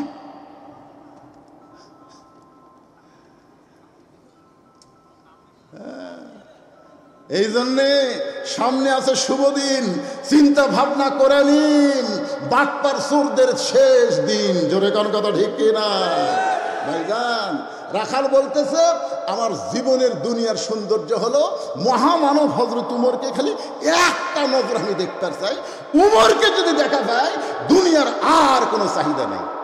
আমার 2 নম্বর চাহিদা হলো ওয়াফিল আখিরাতি হাসানা ওয়া কিনা আযাবান্নার, আমার 2 নম্বর চাহিদা হলো আমি রাখাল যখন মরে যাব অধম রাখালকে আল্লাহ যেন জান্নাত দেয়। ওমর ফারুক দৌড়ে গিয়ে রাখালের হাত আমার দিকে তাকালে খপ করে ধরছে, ধরে 3 বার চুমা খাচ্ছে। রাখাল কয়েকের পাগলা নাকি, আমার ঘামা হাতে 3 বার চুমা খেলা। ওমর ফারুক বলে, রাখাল ভাই তোমার হাতে চুমা খাওয়ার কারণ হলো তোমার 2 নম্বর চাহিদা আল্লাহ পুরা করছে, মরার সঙ্গে সঙ্গেই আল্লাহ তোমাকে জান্নাত দিয়ে দিবে। আপনারা তো সুবহানাল্লাহ করলেন, কিন্তু রাখাল সুবহানাল্লাহ পায় না। ওমর ফারুক বলে, রাখাল তুমি কি আমার কথা বিশ্বাস করতেছো না? আল্লাহ কোরআনে বলেন, ইন্নাল্লাযীনা ক্বালু রাব্বুনাল্লাহু সুম্মা ইসতাকামু তাতানাজ্জালু আলাইহিমুল মালায়েকা আল্লা তাখাফু ওয়া লা তাহজানু ওয়া আবশিরু বিল জান্নাতিল্লাতী কুনতুম তুআদুন। রাখাল মরার সঙ্গে সঙ্গে আল্লাহ তোমাকে জান্নাত দেবে। রাখাল সুবহানাল্লাহ পায় না। ওমর ফারুক বলে, এই রাখাল মরার সঙ্গে সঙ্গে আল্লাহ তোমাকে জান্নাত দিবে, আল্লাহ কেউ না কেন? রাখাল বলতেছে মরার পরে জান্নাত, এটা সবাই বলতে পারে, কিন্তু হযরত ওমরকে এক নজর দেখতে পাবো, এই নগদ কথা বলতে তোমার কোন জায়গায় বাজে? দুনিয়াতে পাওয়া হলো নগদ, আর মরার পরে পাওয়া হলো বাকি। আমি মরা গেলে জান্নাত পাবো, এই কথা তো ভালোই বলতে চাই, কিন্তু হযরত ওমরকে এক নজর দেখতে পাবো, এই কথা বলতে তোমার কোন জায়গাত বাজে? ওমর ফারুক চিন্তাত পড়ে গেলেন, যে রাখাল আমাকে তওবা পড়াছে, যে রাখাল আমাকে মুনাফিক করেছে, যে রাখাল আমাকে ভণ্ড করেছে, এখন যদি বলি আমি ওমর। চিন্তা করে দেখেন রাখাল কি করছে, তওবা পড়াছে, কথা না কেন কি পড়াছে, তারপরে মুনাফিক করছে, তারপরে ভণ্ড করছে। এখন যদি বলি ভাই আমি ওমর, যে শুনবে আমি ওমর, রাখাল মানে শোনাও সারা মরাও সারা। এর নাম হলো হাত ফেল করা, এর নাম কি করা? ওমর ফারুক চিন্তাত পড়ে গেলেন যে আমি যে ওমর, এটা রাখালকে কেমনে বলি? এমন সময় আল্লাহর কোরআন বলতেছেন, উদউ ইলা সাবিলি রাব্বিকা বিল হিকমাহ। জোরে কোন আল্লাহু আকবার। আল্লাহর কোরআন বলে, ওমর তুমি যে ওমর, এটা যদি ডাইরেক্ট বলবার না পারো তাহলে তুমি হিকমত অবলম্বন করো। ওমর ফারুক বলে, রাখাল ভাই সত্যিই যদি ওমরকে দেখতে চাও তাহলে ফজরের নামাজ তোমাকে সামনে কাতারে আদায় করা লাগবে। ফজরের যদি মসজিদের সামনে কাতারে আদায় করো, মেহরাবের দিকে লক্ষ্য করে দেখবা যেই মানুষটা ইমামতি করতেছে ওই মানুষটি হলেন হযরত ওমর। তার মানে বোঝা গেল কোরআন দিয়ে যখন বাংলাদেশ চলবে তখন প্রত্যেকটা এমপিকে ইমামতি করা লাগবে। কোরআন দিয়ে যখন বাংলাদেশ চলবে প্রধানমন্ত্রীকে বাইতুল মুকাররমের খতিব হওয়া লাগবে। ধরে কোন কথা ঠিক কি না? আবজা আবজা হুজুর হাজুর দিয়ে কাম হবে না রে। হুজুররা মুতল্লির দিকে তাকে, কেশিয়ারের দিকে তাকে, সভাপতির দিকে তাকে গরম ভাষণ নরম করে দেয়। যদি আমার চাকরি দেয়, আপনাদের উপজেলার মডেল মসজিদে উপজেলার চেয়ারম্যানকে ইমামতি করা লাগবে। জোরে কোন কথা ঠিক কথা বলে। আল্লাহর কোরআন দিয়ে যখন রাষ্ট্র চলবে প্রত্যেকটা নেতাকে ইমামতি করার যোগ্যতা থাকা লাগবে। ওমর ফারুক বলে, রাখাল ভাই সত্যি যদি ওমরকে তুমি দেখতে চাও তাহলে ফজরের নামাজ তোমাকে সামনে কাতার আদায় করা লাগবে। সামনে কাতারে যদি নামাজ পড়তে পারো, মেহরাবের মধ্যে লক্ষ্য করে দেখবা যেই মানুষটা ইমামতি করতেছে ওই মানুষটি হলেন হযরত ওমর। রাখাল মুস্কি মুস্কি হাসে। ওমর ফারুক বলে, আবার হাসো কেন? রাখাল বলতে, তুমি হাসছিল। ওমর ফারুক বলতেছে, তুমি আমার ভাই, চিনার তো কিছু বাকি নেই। আরে পাগলা, আমি রাখাল রে। রাখাল কোনদিন মসজিদের সামনে কাতারে যায়? এই মসজিদের বারান্দার নামাজ পড়ি ভাই। মসজিদের মধ্যে দামি দামি সাহাবী, ওই দামি দামির মধ্যে আমি রাখাল কেমনে যাই? ওমর ফারুক বললেন, মসজিদের মধ্যে দামি, তুমি কম দামি, এই ভুল বুঝ তোমার দিল কে? আপনারা বলেন তো, আমি চেয়ারে বসে আছি আর আপনারা মাটির বসে আছেন, আপনারা কম দামি আমি দামি, এই ভুল বুঝটা দিল কে? বহু বক্তাকে আল্লাহ কস্তা বানিয়ে জাহান্নাম দেবে, বহু শ্রোতাকে আমল করার কারণে আল্লাহ জান্নাত দিয়ে দিবে। জোরে কার কথা ঠিক কিনা? এই জন্য আল্লাহ বলেছেন ইন্না আকরামাকুম ইনদাল্লাহি আতকাকুম, ওই ব্যক্তি সবচাইতে দামি হয় যার কলিজার মধ্যে আল্লাহর বেশি ভয়। ওমর ফারুক বললেন, রাখাল মসজিদের মধ্যে দামি দামি, তুমি কম দামি, এই বুঝতো তোমার বুঝাইল কে? বরং ওমরকে যদি দেখতে চাও তাহলে সামনে কাতারে তোমার নামাজ পড়া লাগবে। রাখাল বলতেছে, তাহলে আজকে এশার নামাজ পড়ে আমি আর বাড়ি যাব না। ওমর ফারুক বললেন, কেন? বলে, এশার নামাজ পড়ে বাড়িতে গেলে ফজরের নামাজ সামনে কাতারে পাওয়া যাবে, এই জন্য এশা পড়াই বাড়িতে না যায়, তখন তাকে আমি সামনে কাতার ধরার চেষ্টা করব। ওমর ফারুক বললেন, রাখাল 5 ওয়াক্ত নামাজ, 3 ওয়াক্ত তাড়াতাড়ি, 2 ওয়াক্ত লম্বা কেন? কয় ওয়াক্ত নামাজ? 5 ওয়াক্ত নামাজের মধ্যে 3 ওয়াক্ত দেখবেন তাড়াতাড়ি, আসর, মাগরিব, এশা, একটা শেষ না হতে আরেকটা, এটা শেষ না হতে আরেকটা। কিন্তু এশা থেকে ফজর, ফজর থেকে জোহর, এই 2 ওয়াক্ত লম্বা কেন? রাখাল বলতেছে, আমি তো জানি না ভাই। উমর ফারুক বললেন, তাহলে শোনো, ফজর থেকে জোহর আল্লাহ লম্বা সময় দিছে, এই লম্বা সময়ের মধ্যে তুমি ব্যবসা করবে, বাণিজ্য করবে, চাকরি করবে, খেতে খামারে কাজকাম করবে, এগুলা কাজকাম করতে গিয়ে, ব্যবসা বাণিজ্য করতে গিয়ে তোমার দেহের ব্রেনের যে ক্ষয় হবে, এই ক্ষয়টা আল্লাহ এশা থেকে ফজর লম্বা সময় দিছে, এই লম্বা সময়ে তুমি ঘুমিয়ে গেলে ওই ক্ষয়টা আল্লাহ ঘুমের মাধ্যমে পুরা করে দিবে। উমর ফারুক বললেন, এশা থেকে তুমি যদি ফজর ধরবারই চাও, তাহলে যদি তোমার চোখে ঘুম ধরে, রাখাল বলতে যে ঘুম যদি ধরে মসজিদের মধ্যেই ঘুমিয়ে যাবো। উমর ফারুক তো ঠিক মতো দেখেনি, বুঝলেন, এইবার দেখতেছে। উমর চেহারা লাল করে, এই মসজিদের মধ্যে ঘুম পাড়ার দলিল দেয়, তুই যে মসজিদে ঘুমাবো তার একটা দলিল থাকা লাগবে না? আরে ঘুম পাড়া তো দূরের কথা, সবাই জোহরের নামাজ পড়ে বাড়িতে গেছে, ওরা 3 জন 4 ফ্যান দিয়ে গল্প করতেছে, 1-8 ঘন্টা হয় গল্প ছাড়ে না। ফেরেশতারা বলতেছে, ফাইদা কুদিয়াতিস সালাহ ফান্তাশিরু ফিল আরদ, নামাজ হয়ে গেলে মসজিদটা বার হওয়া লাগবে। আল্লাহ, এরা 3 জন যে 4 ফ্যান দিয়ে গল্প করতেছে, এর রেজাল্ট কি?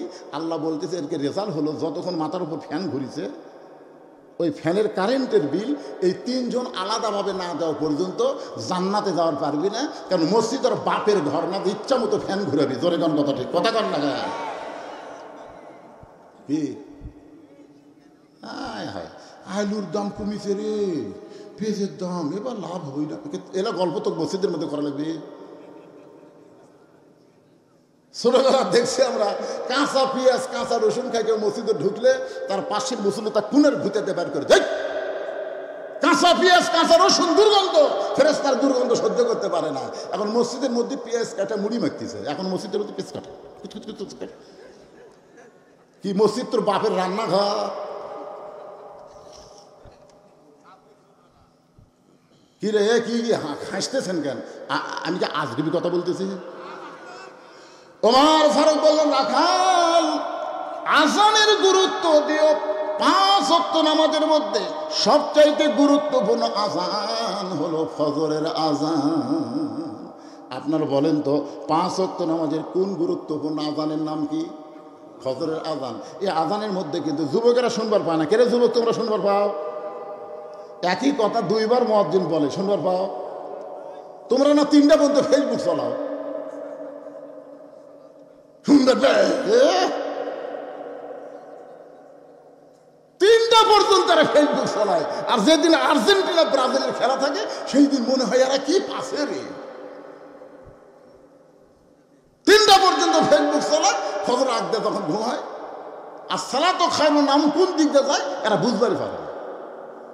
সবাই আমার সঙ্গে বলো আসসালাতু, বলো আসসালাতু খায়রুম মিনান নাওম, ঘুম হইতে নামাজ উত্তম। ওমর ফারুক বলে, রাখাল ভাই আযানের গুরুত্ব দিও। এতদিন রাখাল নামাজ পড়েছে বারান্দায়, কিন্তু আজকে নামাজ পড়বে কোন কাতারে? জোরে বলেন, কোন কাতারে? যেই মাত্র আযান দিয়েছে সঙ্গে সঙ্গে রাখাল আর হাঁটতেছে না, জোরে জোরে দৌড়াই মসজিদের দরজায় এসে রাখাল দোয়া করতেছে, আল্লাহুম্মা আফতাহলি আবওয়াবা রহমাতিক। এতদিন বারান্দায় নামাজ পড়েছে, আজকে মসজিদের মধ্যে ঢুকতেছে ডান পায়ে। জোরে কোন পায়ে? ডান পায়ে মসজিদের মধ্যে ঢুকে রাখাল সামনে কাতারে যাওয়ার চায়। সামনে কাতারে যাওয়ার জন্য রাখাল যখন রাস্তা নেয়, প্রত্যেকটা সাহাবী নড়ে সরে নড়ে সরে নড়ে সরে রাখালকে যাওয়ার রাস্তা করে দেয়। সুবহানাল্লাহ বলেন। রাখাল কয়, আল্লাহ রে, বারান্দার থাকতে এতদিন কি ভাবছিলাম যে ভিতরে দামি দামি সাহাবী, আজকে দেখতেছি ভিতরে ঢুকে আমিও যাই এরা ওইটাই। আপনারা বারান্দার মানুষ তো বুঝবেন না, ভিতরে ঢুকে দেখেন। আওয়ামী লীগ, বিএনপি, জামাত ইসলাম তিনজন মিলে কাতার সোজা করতেছে। তিনজন মিলে কাতার কি করতেছে কথা কয় না করে ভাই। আওয়ামী লীগ 4 আঙ্গুল সামনে গেছে, কাতারে একটা দাগ নেয়, এই দাগের 4 আঙ্গুল সামনে আওয়ামী লীগ গেছে, জামাত ইসলাম টান মারতেছে। কি কাতার জিনিস নেই? বিএনপি 4 আঙ্গুল পিছনে আছে, জামাত ইসলাম ঠেলা মারতেছে। কি কি কাতারও তাই। আওয়ামী লীগও কয় না তুই আমার টানিস খে, বিএনপিও কয় না তুই আমার ঠেলিস খে। কারণ এমন জায়গায় গেছে যেখানে 20 দল 14 দল বাতিল হয়ে আল্লাহর আইনে কাতার সোজা চলতেছে। জোরে কর কথা ঠিক কিনা? এসপি সাহেব সামনে কাতারে দাঁড়াইছে, আর একটা মুসল্লি না হলে সামনে কাতার পুরো হয় না। এসপি দেখতেছে একটা মুসল্লি, তাকে দেখে দরজার চৌকিদার খাড়া আছে। এসপি বলতেছে আয়। চৌকিদার বলে না স্যার আপনি এসপি, আমি চৌকিদার। এসপি কয় পাগলা, ওটা বেড়ার কথা। বেড়ার কথা হলো তুই চৌকিদার, আমি এসপি, কিন্তু ভিতরের কথা কি জানিস? আয়। চৌকিদার কয় ভিতরে আবার কি কথা? যেই চৌকিদার ভিতরে ঢুকছে, এসপি কাতার ছাড়িয়ে এসে চৌকিদার হাত ধরে বলতেছে এত পিছনে থাকিস কে, আমার কাছে কাছে নিয়ে যা, বলতেছে পায়ের গোড়ালির সঙ্গে গোড়ালি মিল করবো। চৌকিদার বলে স্যার আমার গোড়া ফাটা, আপনি একটা তেল তেলান। আল্লাহ কয় পাগলা তুই আবার ভাই, এখন ফাটা তেল তেলে এক করে আমরা দাঁড়াবার চাই। কি শুধুমাত্র নামাজ কায়েমের আইন পাশ হলে বাংলাদেশে কোনো দলাদলি থাকবে না, সব মুসলমান ভাই ভাই হয়ে যাবে। জোরে কোন কথা ঠিক না? শুধুমাত্র নামাজ কায়েমের যদি বিধান পাশ হয় বাংলাদেশে। মসজিদের মধ্যে ঢুকে দেখো 14 দল 20 দল খতম, আর কোনো দল আছে? একটু মনোযোগ দিয়ে শুনবেন। রাখাল সামনে কাতারে মেহরাব বরাবর, প্রথম কাতারে মেহরাব বরাবর দাঁড়ায়া 2 রাকাত সুন্নত নামাজ আদায় করেছে। ফজরের ফরজের আগে 2 রাকাত সুন্নত আছে না নাই? রাখাল 2 রাকাত সুন্নত নামাজ পড়ে চুপটি করে বসে আছে। এমন সময় এক সাহাবী মসজিদের মধ্যে ঢুকে দেখে জায়গা দখল। ওই সাহাবীর নাম হলো ওসমান গনি। জোরেকার নাম কি? ওসমান গনি। চিন্তা করে আমার জায়গাত কে রে? আসলে মসজিদের মধ্যে একজনের জায়গায় শুধু দখল থাকবে, যিনি মসজিদের ইমাম। ইমামের জায়গায় ইমাম ছাড়া কেউ যাওয়ার পারবে না। জোরেকার কথা ঠিক কি না? কিন্তু ওসমান গনি কেমনে বলে যে আমার জায়গা? এইটা বলার পিছনে কারণ হলো আল্লাহর নবী। আল্লাহ নবী বলেছেন আমি যতদিন ইমামতি করব, এই হাদিসটা ভালো করে শুনবেন, আমি যতদিন ইমামতি করব আমি বরাবর পিছনে যিনি দাঁড়াবে তার নাম হলো আবু বকর। আবু বকর যখন ইমামতি করবে, আবু বকর বরাবর যিনি দাঁড়াবে তার নাম হলো উমর। উমর যখন ইমামতি করবে, উমর বরাবর যিনি দাঁড়াবে তার নাম হলো ওসমান। ওসমান যখন ইমাম হবে, ওসমান বরাবর যিনি দাঁড়াবে তার নাম হলো হযরত আলী। হযরত আলী যখন ইমামতি করবে, আলী বরাবর, এই কথা বলে নবী আর কারোর নাম কয় না। সাহাবেরা বললেন হুজুর তাহলে হযরত আলী যখন ইমামতি করবে, আলী বরাবর পিছনে কে দাঁড়াবে? রাসূল চোখের পানি নিয়ে বললেন মা ইয়ানতিকু আনিল হাওয়া ইন হুয়া ইল্লা ওয়াহয়ুহা। আমি রাসূল বলতে পারি না যতক্ষণ পর্যন্ত আল্লাহ না বলায়। ওই আলী পর্যন্তই হলো খোলাফায়ে রাশেদিন। তাহলে হযরত ওমর যখন ইমামতি করবে, ওমর বরাবর পিছনে কে দাঁড়াবে? জোরে তার কে দাঁড়াবে? কিন্তু আসিয়া দেখে জায়গা দখল। রাসূলের এই হাদিস কি এই বারান্দার রাখাল শুনিছে? তাই এই বারান্দার নামাজ পড়ে শেষে এসে আগে যায়। কিন্তু এখন দেখতেছে আমার জায়গা কে বসে আছে রে? আল্লাহ রাসূল বলেছেন আল হায়াউন ওসমান। ওসমান গনি খুবই শরম। দেখতেছে বসিছে, যখন বসেই যায় থাক। রাখালের পাশে থেকে ফাঁকা জায়গা, ওই ফাঁকা জায়গায় দাঁড়ায় ওসমান গনি 2 রাকাত সুন্নত নামাজ পড়ছে। 2 রাকাত সুন্নত পড়ে রাখালের দিকে 3 বার তাকাছে। কোনো দিনও দেখেনি, আজকে প্রথম দেখতেছে। শরম যে বেশি, বুঝলেন না? যেই 3য় বার তাকাছে রাখাল, বারবার কি দেখি আপনার দেখবেন গ্রামের কোনো মূর্খ লোকের দিকে আপনার যদি 2-3 বার তাকান, ওই কিন্তু খেপে যাবে। তোর কথা ঠিক কি না? এক অটো ভ্যানালা, আমি জায়গা 10 টাকা ভাড়া, আমি সেখানে 10 টাকা দিছি, কয় না হুজুর আপনাকে বেশি দেওয়া লাগবে। মানে সবাই যা দেয় আমি তাই দিছি। তবে না, আপনি আলিম মানুষ এত টাকা কামাই করেন। আমি 20 টাকা দিছি, দিয়ে খেলে ওর দিকে তাকাছি, টাকা দিয়ে যাওয়ার সময় 20 টাকা ফেলে দিয়েছে। আপনি টাকা না নিলে আমার দিন চলবি না। আমি বললাম কে রে ভাই, আমি তো কিছুই করি, তাকান কেন, তাকান কেন? এই মূর্খ মানুষের দিকে যদি আপনি তাকান ভাই, এরা যা খেপে যায় বুঝলেন। রাখাল এত গরম, এই নিয়ে বারবার আমার দিকে কেন তাকাও নিয়ে। ওসমান গনি কাঁপতে কাঁপতে দাঁড়িয়ে গেছে, থর থর করে কাঁপতে, তার বলতে ভাইজান তুমি আমার ভাই, কোনোদিন তোমাকে দেখি নাই, আজকে প্রথম দেখতেছি, এই জন্য 3 বার তাকায় দেখছি। তোমার পরিচয় কি, তোমার পরিচয় কি? রাখাল বলতেছে আমার পরিচয় হলো আমি একজন রাখাল। যেই কইছে রাখাল, ওসমান গনি মুসকি মুসকি হাসতেছে। কারণ রাখাল যারা হবে তাদের ভাষা নরম হলে চলবে না, রাখালের ভাষা মাঝে মধ্যে গরম হওয়া লাগবে। কারণ আল্লাহ রাসূল বলেছেন প্রত্যেকটা অভিভাবককে আল্লাহ তাআলা রাখালের দায়িত্ব দিয়ে দুনিয়াতে প্রেরণ করেছে। আপনারা হয়তো চিন্তা করতেছেন হুজুর আমাদের তো গরু ছাগল নাই, আমরা কার রাখালি করব? এই কার রাখালি করবে? আপনি চোখ বন্ধ করে দেখেন, আপনার বাড়িতে রূপও করতে বলতেছি আমি, 42 বছর একটা গাভী আছে,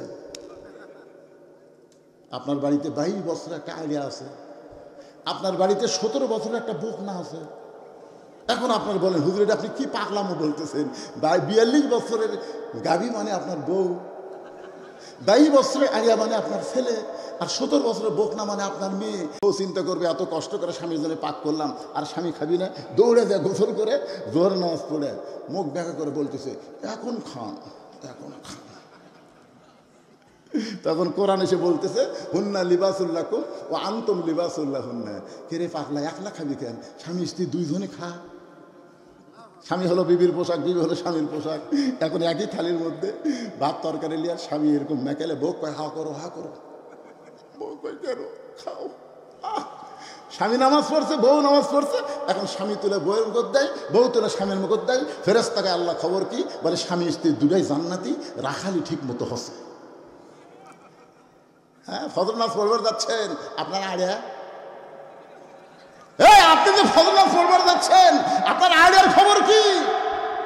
এতদিন আড়িয়া ছিল 3.5 হাত, যেই ফজর আজান শুনেছে ওই আর নাই, একে লেহাপ দিছে মাথার ওপর, পাও লিয়াচ্ছে বুকের কাছে। এখন জানলাতে তাকে দেখেন কে রে, পাও নাই মাথাও নাই, আমার আইডিয়া গেল কুটি। মনে হচ্ছে চাউলের বস্তা ঢেকাতে হচ্ছে, চাউলের বস্তা। আপনি যদি সত্যি রাখাল হন, আস্তে আস্তে ঘরের মধ্যে ঢুকবেন। বিড়াল যেমন ইন্দুর ধরে, ইন্দুর বুঝবার পারে না, ঠিক এমনভাবে আপনি ঢুকে আস্তে করে ল্যাপ টানতে দেখেন, ল্যাপের ভিতর আয়নার সাইজ আর সকালবেলা সাইড টিপে কুত্তের সাইজ একই সাইজ।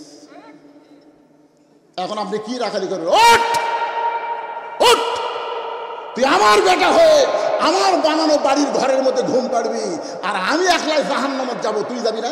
নামাজ পড়। ছেলেকে জোর করে ওযু করে যখন নামাজ আদায় করলেন, বাজান একটু খেয়াল করেন, ফেরেশতা বলে আল্লাহ খবর কি? আল্লাহ বলে বাপ বেটা দূরে জান্নাতি। এখন 17 বছর একটা মেয়ে আছে, এই মেয়েটাকে আপনি কি বানাবেন? বাংলাদেশের পরিমণি বানাবেন না নবীর মেয়ে ফাতেমা বানাবে?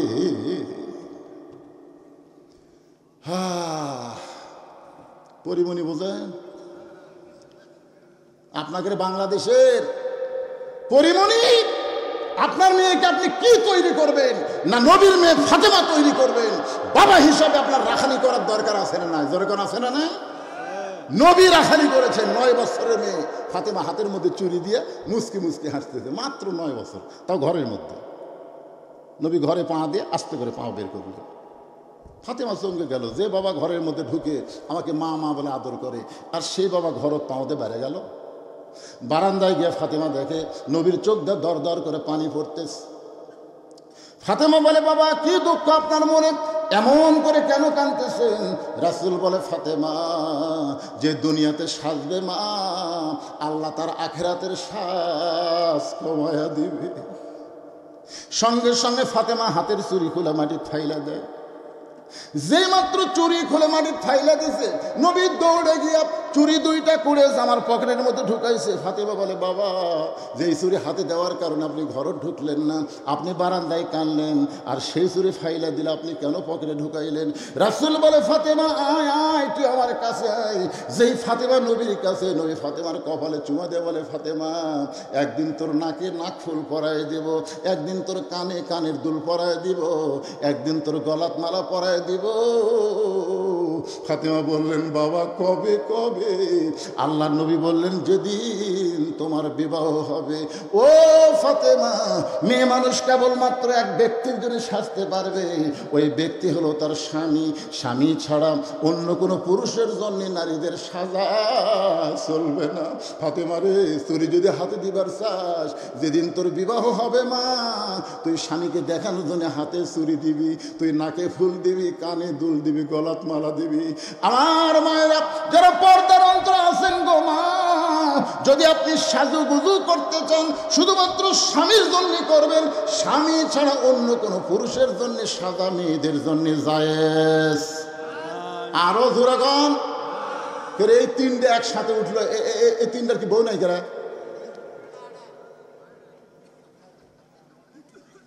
না, এরা কি মনে করছে আমি কানা বক্তা?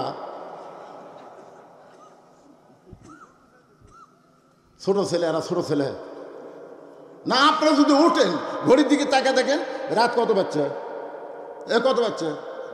তো 12টা পর্যন্ত আমার ইয়া দিছে, দাওয়াত দিছে 12টা পর্যন্ত। আজকে কয় তারিখ? কথা কয় না, কয় তারিখ? বিজ্ঞাপনে 29 তারিখ লেখা আছে, আর আপনারা 30 বলতেছেন। তার মানে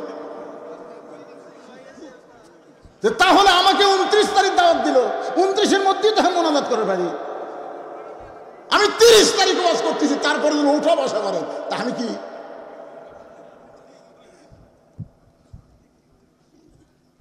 বিরক্ত হচ্ছেন? একটু মনোযোগ দিয়ে শুনবেন। সারা রাত না ওসমান গনি রাখালের পাশে বসে রাখালকে বলতে, ভাইজান কোনোদিন সামনে কাতারে দেখি নাই, আজকে প্রথম দেখতেছি, কারণ কি? রাখাল বলে, আমি বারান্দাত নামাজ পড়ি, আমি বারান্দায় নামাজ পড়ি। আমি সামনে কাতারে আসার কারণ হলো আমি দেখবার চাই আমার সারা জীবনের সাধনা একটা বার যদি দেখতে পাই, তাহলে আমার আশা আল্লাহ পুরা করবে। ওসমান গনি বলে, ভাইজান আমি তো সামনে কাতারে দেখার জন্য আসি, আমি সামনে কাতারে দেখার জন্য আসি। আজ কয়েক বছর হয়ে গেল, এখন পর্যন্ত আমি দেখতে পাইলাম না। রাখাল বলতেছে, কি কর? আমি আজকে যাচ্ছি, আজকেই দেখবো, কাল থেকে আবার বারান্দা নামাজ পড়বো। এত কষ্ট করে সামনে আসা আমার দরকার নেই। ওসমান গনি বলতেছে, আজকেই দেখবে, তার গ্যারান্টি কি? রাখাল করে, পাগলা নাকি, আমার যে চোখের সাইজ। ওসমান গনি বলে, ভাই আমি কয়েক বছর হলে পড়তেছি ভাই রে, কিন্তু আমি দেখতে পাচ্ছি না।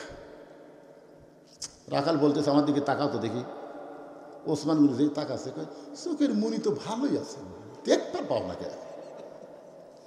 এখানে কিন্তু দেখা দুই রকম। ওসমান গনি দেখতে চায় নামাজের মালিক আল্লাহকে, কারণ রাসূল বলেছে, আনতাবুদুল্লাহ কাআন্নাকা তারাহু ফাইল্লাম তাকুন তারাহু ফাইন্নাহু ইয়ারাকা। যখন কোন আল্লাহর বান্দা ইবাদতের মধ্যে শামিল হবে, ইবাদতের মালিক আল্লাহকে দেখতে পাবে। আল্লাহ যদি দেখার সম্ভব না হয়, আল্লাহ ওয়ালাকে দেখতে পাবে। যদি সেটাও সম্ভব না হয়, আল্লাহ তাকে দেখতেছে, এই বিশ্বাস তার কলিজার মধ্যে থাকবে। সুবহানাল্লাহ। ওসমান গনি তাহলে দেখতে চায় কাকে?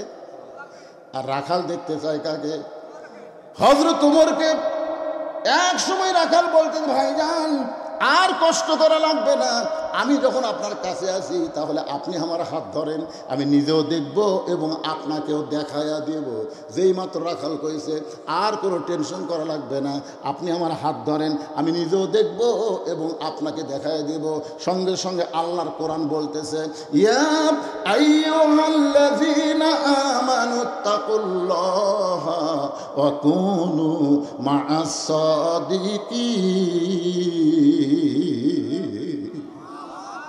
আল্লাহর কোরআন বলতেছে, রে ইমানদারেরা, ইমানদারেরা, হ্যাঁ বুঝতে পারছেন, অকুনু মা'আস সাদিকিন। যদি তোমরা আল্লাহর ভয় কলিজার মধ্যে রাখতে চাও তাহলে সত্যবাদীদের তোমরা সাথী হও, সত্যবাদীদের দল করো, সত্যবাদীর দলে তোমরা ফিল মারো। আর কথা কয় না, আর কথা কয় না। মা শব্দের অর্থ কি? মা শব্দের তাফসীর পড়বে। মা মানে হাত ধরা, মা মানে ফিল মারা, মা মানে মিছিল করা।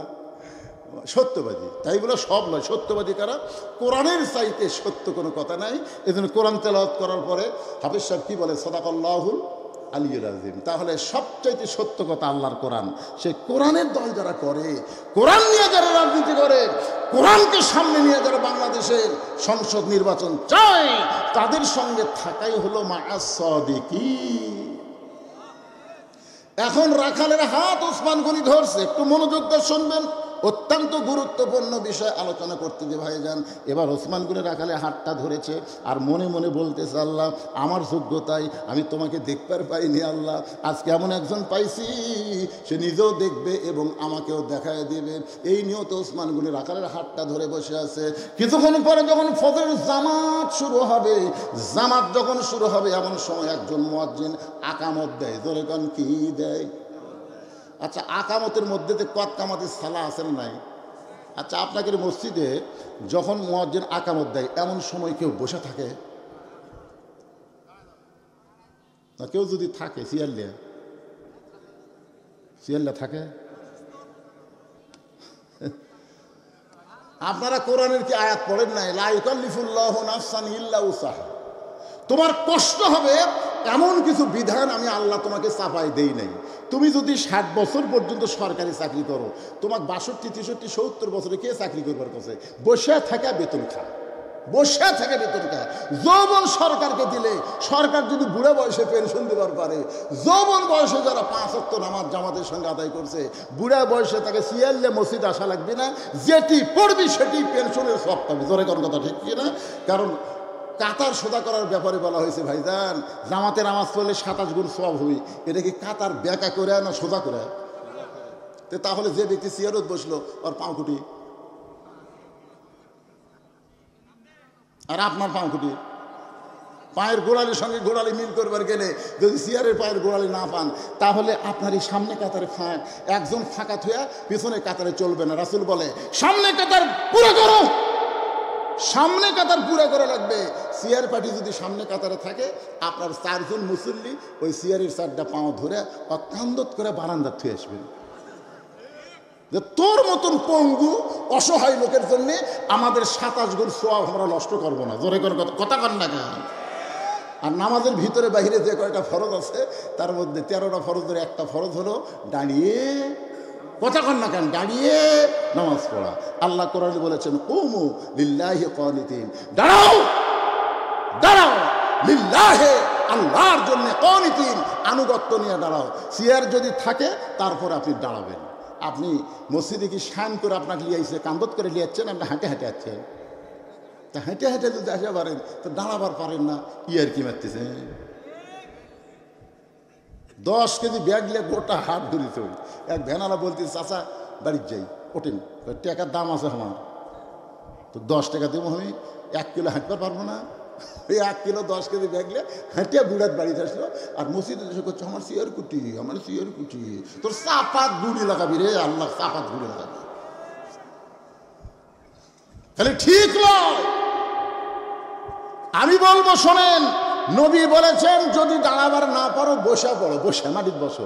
মাটির বসলে তার ভিতরে অহংকার থাকে, কথা কোনো অহংকার থাকে।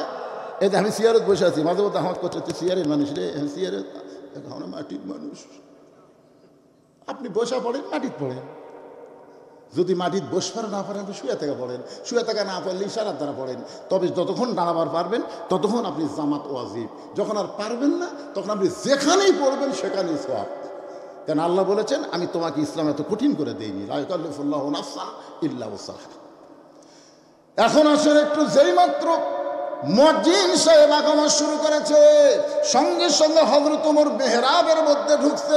যেই মাত্র একামত শুরু করেছে হযরত ওমর মেহরাবের মধ্যে ঢুকছে, ওসমান গনি রাখালের হাত ধরে আছে। জোরে কোন কি ধরে আছে? আর ওমর ফারুক মেহরাবের মধ্যে ঢুকছে। এখন হয়তো আপনার চিন্তা করবেন হযরত ওমর কোন দিক দিয়ে মেহরাবে ঢুকলো। কোরআন দিয়ে যখন রাষ্ট্র চলবে তখন দরজা দিয়ে ইমামকে ঢোকা লাগবে না, প্রত্যেকটা মেহরাব বরাবর একটা দরজা থাকবে, ওই দরজা দিয়ে নেতা আসবে মেহরাবের ভিতরে। বারণ করে একটু খেয়াল করেন, ওমর ফারুক যেই মাত্র মেহরাবে মুয়াজ্জিন যখনই বলতেছে কদ কামাতিস সালাহ কদ কামাতিস সালাহ, সঙ্গে সঙ্গে রাখাল আল্লাহু আকবার। রাখাল যে আল্লাহু আকবার কইছে, ওসমান গনি রাখালের হাত ছাড়া দিছে। হাত ছাড়া দিয়ে বলতেছে কে রে ভাই, ইমাম সাহেব ভুল করলে মানুষ লোকমা দেয়, আর এখন আকামতি শ্বাস হয়নি আর তুমি লোকমা দিলে। রাখাল বলতেছে এই জন্যই তো তুই কানা রে, এই জন্যই তুই কানা, তুই এত বছরের নামাজ পড়িস, তুই দেখবার পাস না, কি জন্য লোকমা দিলাম নিয়ে তুই জানিস না? সঙ্গে সঙ্গে তৃতীয় কাতারের একজন সাহাবি দৌড়ে গিয়ে রাখালের হাতটা হ্যাঁস কাটান দেবো, এই পাগল তোকে আমার সামনে দেখেই সন্দেহ হয়েছে, তুই যে লোকটারে কানা কানা বলে তিরস্কার করতেছিস এই মহামানবকে তুই চিনিস? রাখাল বলতেছে আমি বারান্দায় নামাজ পড়ি, আমি মসজিদের মধ্যে কাউরে চিনি না। সাহাবী বলতেছে পাগল রে, যেই মানুষটা এতক্ষণ তোর হাত ধরে দাঁড়িয়েছিল, যেই মানুষটাকে তুই কানা কানা বলে তিরস্কার করলি, ওই মানুষটা হলো আল্লাহর নবীর ডবল জামাই ওসমান গনি। পৃথিবীর কেউ এই ডিগ্রি পায়নি। আল্লাহ গানিয়ন আনতুমুল ফুকারা ইল্লা ওসমানও গানিয়ন। একদিন আল্লাহ নবী বলে, ওসমান আল্লাহ তোমাকে কত সম্পদ দিছে? ওসমান গনি বলতেছে ইয়া রাসূলুল্লাহ, আল্লাহ আমাকে কত সম্পদ দিছে তার হিসাব আমি পুরোপুরি দিবার না পারলেও একটা হিসাব আমার কাছে আছে। রাসূল বলেন সেটা কি হিসাব? বলে আল্লাহ আমাকে যত সম্পদ দিছে এই সম্পদ গুদামজাত করে গুদামে তালা লাগানো, সেই তালার চাবি টানতে একটা উট হিমশিম খায়। কিছুই কয় না। আপনি বুঝতে পারেননি যে কয়টা গুদাম মাল ভর্তি করে গুদামে তালা দিছে, তালা দিয়ে সেই তালার যে ছোড়ানি কর না চাবি কন, এই চাবি টানতে একটা উট হিমশিম খায়। তাহলে চিন্তা করেন কত সম্পদ আল্লাহ ওসমানকে দিছে। তো রাসূল বললে, ওসমান আল্লাহ যদি এই সম্পদ ফেরত চায়, মনে করো আল্লাহ তোমাকে যা দিতে এখন ফেরত চাচ্ছে, তুমি কি করবে? এই কথা শুনে ওসমান গনি মানল দৌড়। যেই দৌড় মারছে সাহাবীরা বলতেছে ইয়া রাসূলুল্লাহ দেখেন, যেই বলছেন আল্লাহ যদি ফেরত চাই, ওসমান গনি কি দৌড় মারলো? আল্লাহ রাসূল বললেন তদন্ত না করে কোনো কথা বলো না, একটু ধৈর্য ধরো। কিছুক্ষণ পরে ওসমান গনি যে উট ওই চাবি ঢোয়ায়, ওই উটটার রশি ধরে টেনে টেনে নবীর কাছে এসে বলতেছে ইয়া রাসূলুল্লাহ, গুদাম শুধু না, গুদামের ভিতরে সম্পদ না, শুধু তালা না, এই চাবি বহন করা উটটাও আমি আল্লাহ দিয়ে দিলাম। তো রাসূল বলতেছে, ওসমান সবই যদি আল্লাহ দিলে তোমার জন্য কি রাখলে? ওসমান গনি বলতেছে লা ইলাহা ইল্লাল্লাহ মুহাম্মদ রাসূলুল্লাহ ছাড়া আমার অন্য কিছু দরকার নেই। সঙ্গে সঙ্গে নবী কান্দার বলে, আল্লাহ যে ওসমান চাহিদা মাত্র সব তোমার দিয়ে দেয়, তুমি সে ওসমানকে কি দিবা? আল্লাহ বলে আমার গানি ডিগ্রি ওসমান রে দিয়া দিলাম। এখন যদি আপনাকে বলি যে আপনাদের পকেটে যা আছে আজকে আল্লাহর ঘরের জন্য আপনারা দিয়ে দেন, তো দিবেন না? কে করলো দিব না রে? দিবেন না? কালকে ডাক্তারি খাবি, উষ্টা খায় পড়বেন, কাজ করে হাসপাতাল নিয়ে যাবেন, তখন কাক দিবেন? আস-সাদাকাতু তারুদ্দুল বালা। কেবল বৈশাখ মাসের 2-1 জায়গা শিলা পড়া ঝড় হওয়া শুরু হচ্ছে, আপনাদের এলাকায় হচ্ছে। তার আপনাদের কাছে যদি আমি বলি একবার আমার জামাই আদায় করছে গামছা, আপনারা দিচ্ছেন, ব্যাংকত মানুষ একবার টাকা থই না, বারবার টাকা থই টাকা বাড়ানোর জন্য। আপনাকে টাকা জান্নাতের ব্যাংকে জমা হবে, একবার দান করছেন দেখে আরেকবার দান করা যাবে না? এ আপনার কাছে ব্যাগ যাবে, কারা কারা টাকা দিবেন না হাত তোলেন তো দেখি, 1 টাকাও দেবে না হুজুর। আর কারা কারা দিবেন আল্লাহকে একটু হাত দেখান তো দেখি। 10 টাকা, 20 টাকা, 5 টাকা, 10 টাকা, যাই যা পারেন আল্লাহর রাস্তায় দান করুন। হাত তোলেন, টান টান করে তোলেন, লিল্লাহে তাকবীর। হাত নামান। এই ছেলেরা ব্যাগ লে নাম, বস্তা ভরা টাকা হবে। রে পাগলারা কুটি গেল না? হ্যাঁ, সবাই দিবেন, যা পারেন। জীবনের শেষ দান মনে করে দান করবেন। ভাইজান, ওয়াজ কিন্তু শেষ হয়নি, কিছু হয়নি। আপনার মনে করে হুজুর আদায় যে ওয়াজ শেষ, ওয়াজ শেষ না। এই ভিতরে ঢোকো, ভিতরে ঢোকো। কয়টা ব্যাগলে আছে রে? একবার আদায় করে আর হাফসে গেছে নাকি? দেন দেন, সবাই দেন, যাই যা পারেন দেন ভাই। জীবনের শেষ দান মনে করে দেন। আল্লাহ যারাই দান করতেছে আল্লাহ রহমত বরকত দিয়ে হেফাজত করো। আল্লাহ বেদি বেরাম থেকে হেফাজত করো। বাপ মা যদি কবরে যায়, এই দানের ওসিলায় তাদের কবরকে জান্নাতের টুকরা বানিয়ে দাও। জোরে করে আমিন। মসজিদ কমিটির সভাপতি, সেক্রেটারি, ক্যাশিয়ার এরা সব দান করছে, সগলি করছে। আদায় শেষ। কি কয় যাবার চাচ্ছে? আরে পাগলা, ওয়াজের মূল জায়গাতেই তো আছে। হ্যাঁ, একজনে লড়বেন না, মজার জায়গাত আছে বাদান।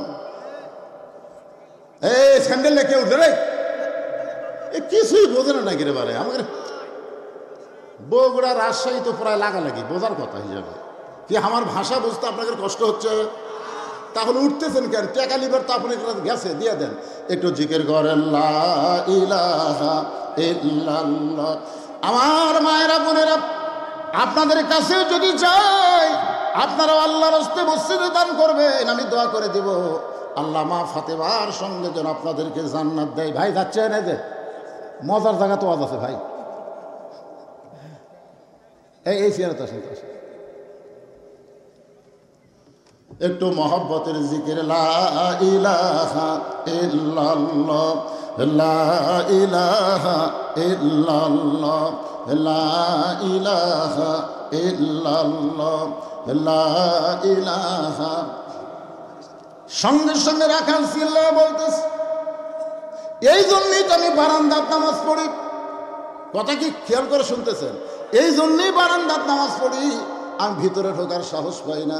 ভিতরে নবীর দামি দামি সাহাবি, এই দামি দামি সাহাবির মধ্যে আমি সাধারণ রাখাল কেমনে দাঁড়াই? কিন্তু ওই পথিক উমর ফারুকের দিকে আঙ্গুল তুলে বলতেছে, ওই পথিক আমার সর্বনাশ করছে। ওই পথিক আমারে কয়েছে, ওমরকে যদি দেখতে চাও তাহলে সামনে কাতারে নামাজ পড়া লাগবে। আমার সারা জীবনের সাধনা একটা বার আমি হযরত ওমরকে দেখতে চাই। শুধুমাত্র হযরত ওমরকে দেখার জন্য বারান্দা থেকে সামনে কাতারে আইছি। কিন্তু সামনে কাতারে এসে ওই পথিককেই যদি মেহরাবের মধ্যে আমি দেখতে পাই, যে পথিক আমাকে বলছে সামনে কাতারে গেলে ওমরকে দেখা যাবে, সেই পথিককেই যদি দেখতে পাই, তাহলে তোমরাই বলো লোকমা ছাড়া তো আমার উপায় নাই। আল্লাহু আকবার লোকমা দিয়ে ওই পথিককে মেহরাব থেকে সরাই দিব। ওই জায়গায় হযরত ওমরকে আমি এক নজর দেখতে চাই। হাজার হাজার সাহাবেরা কান্দে। সমস্ত সাহাবী যখন কাঁদতেছে, রাখাল চিল্লায় বলে, বারান্দায় নামাজ পড়া ভালো, এই ভিতরে কেন কান্দা কান্দি শুরু হয়ে গেল? ওসমান গনি বলে, রাখাল ভাই, ভিতরে কান্দার কারণ হলো তুমি যারে পথিক পথিক বলতেছ, তিনি হলেন হযরত ওমর। গাছের গোড়া কাটলে গাছটা যেমন ঠাস করে পড়ে যায়, রাখাল তেমনি মেহরাবের মধ্যে কাটা মুরগির মতন ছটফট করে বলে, আমিরুল মুমিনিন, আমি আপনাকে তওবা পড়াইছি, আমি আপনাকে মুনাফিক কইছি, আমি আপনাকে ভণ্ড কইছি, অদম রাখালকে আপনি কিছুই বলেননি। সঙ্গে সঙ্গে হযরত ওমর এক টানে রাখালকে তুলে রাখালের কপালে একটা চুমা দিয়ে রাখালকে বুকের মধ্যে চাইপা ধরে সমস্ত সাহাবেরা বলতেছে, আমিরুল মুমিনিন, যে রাখাল আপনাকে তওবা পড়ানোর কথা বলতেছে, আপনাকে মুনাফিকের কথা বলতেছে, আপনাকে ভণ্ডের কথা বলতেছে, আপনি সেই রাখালকে কোনো শাস্তি না দিয়া তাকে কপালে চুম্বন দিয়ে বুকের মধ্যে জাপটে ধরলেন। ওমর ফারুক বলে, সাহাবীরা রে, আমি এত কথা হজম করার পিছনে কারণ হলো আমি রাখালকে দেখি নাই, রাখালের ভিতর আমার আল্লাহর কোরআন দেখা যায়। শুধু কোরআনের ওয়াজ শুনলে হবে না, বাস্তবে কোরআনের দল গঠন করে কোরআনের পক্ষে আমাদের কাজ করতে হবে। এই কোরআন অনুযায়ী আমাদের চলার শপথ নেওয়া লাগবে।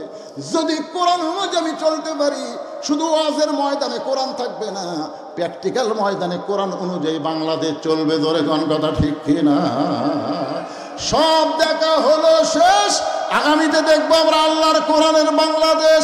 কারা কারা রাজি? দুই হাত তুলে আমার আল্লাহকে দেখান। লিল্লাহে তাকবীর। হাত নামান। মাশাআল্লাহ, কলজা ভরে গেছে। বারে আমি মনে করছি মাশাআল্লাহ শুনবেনই তো। শুনবেন না মানে সবসময় শুনবেন নাকি? দুই একজন কয়, হুজুর আপনার ওয়াজ না দিলে আমার ঘুমই ধরে না। আলহামদুলিল্লাহ, আল্লাহ কবুল করুক। সকলে ইস্তিগফার, আস্তাগফিরুল্লাহ রব্বি মিন কুল্লি জামবি ওয়া তুবু ইলাই, লা হাওলা ওয়ালা কুওয়াতা ইল্লা বিল্লাহিল আলিয়্যিল আযীম। আল্লাহুম্মা সাল্লি আলা মুহাম্মাদ, আল্লাহুম্মা বারিক আলা মুহাম্মাদ, আল্লাহুম্মা আমিন। আল্লাহুম্মা আনতাস সালাম ওয়া মিনকাস সালাম, তাবারাকতা ইয়া যাল জালালি ওয়াল ইকরাম। আয় আল্লাহ, তোমার বান্দারা বাড়িতে ফ্যান ছিল, বাড়িতে বাতাস ছিল, আরামের খাট ছিল, ঘুম ছিল, সব কিছু বাদ দিয়া আল্লাহ তোমার কোরআনের মহব্বতের পাগল হইয়া এই জান্নাতের বাগানে বসে বসে দীর্ঘ রাত পর্যন্ত কোরআন হাদিস আলোচনা শোনার শেষে আমি গুনাহগারের সঙ্গে রহমতের দরজায় ফকির হয়ে দোকানা হাত তুলেছি। মেহেরবানি করে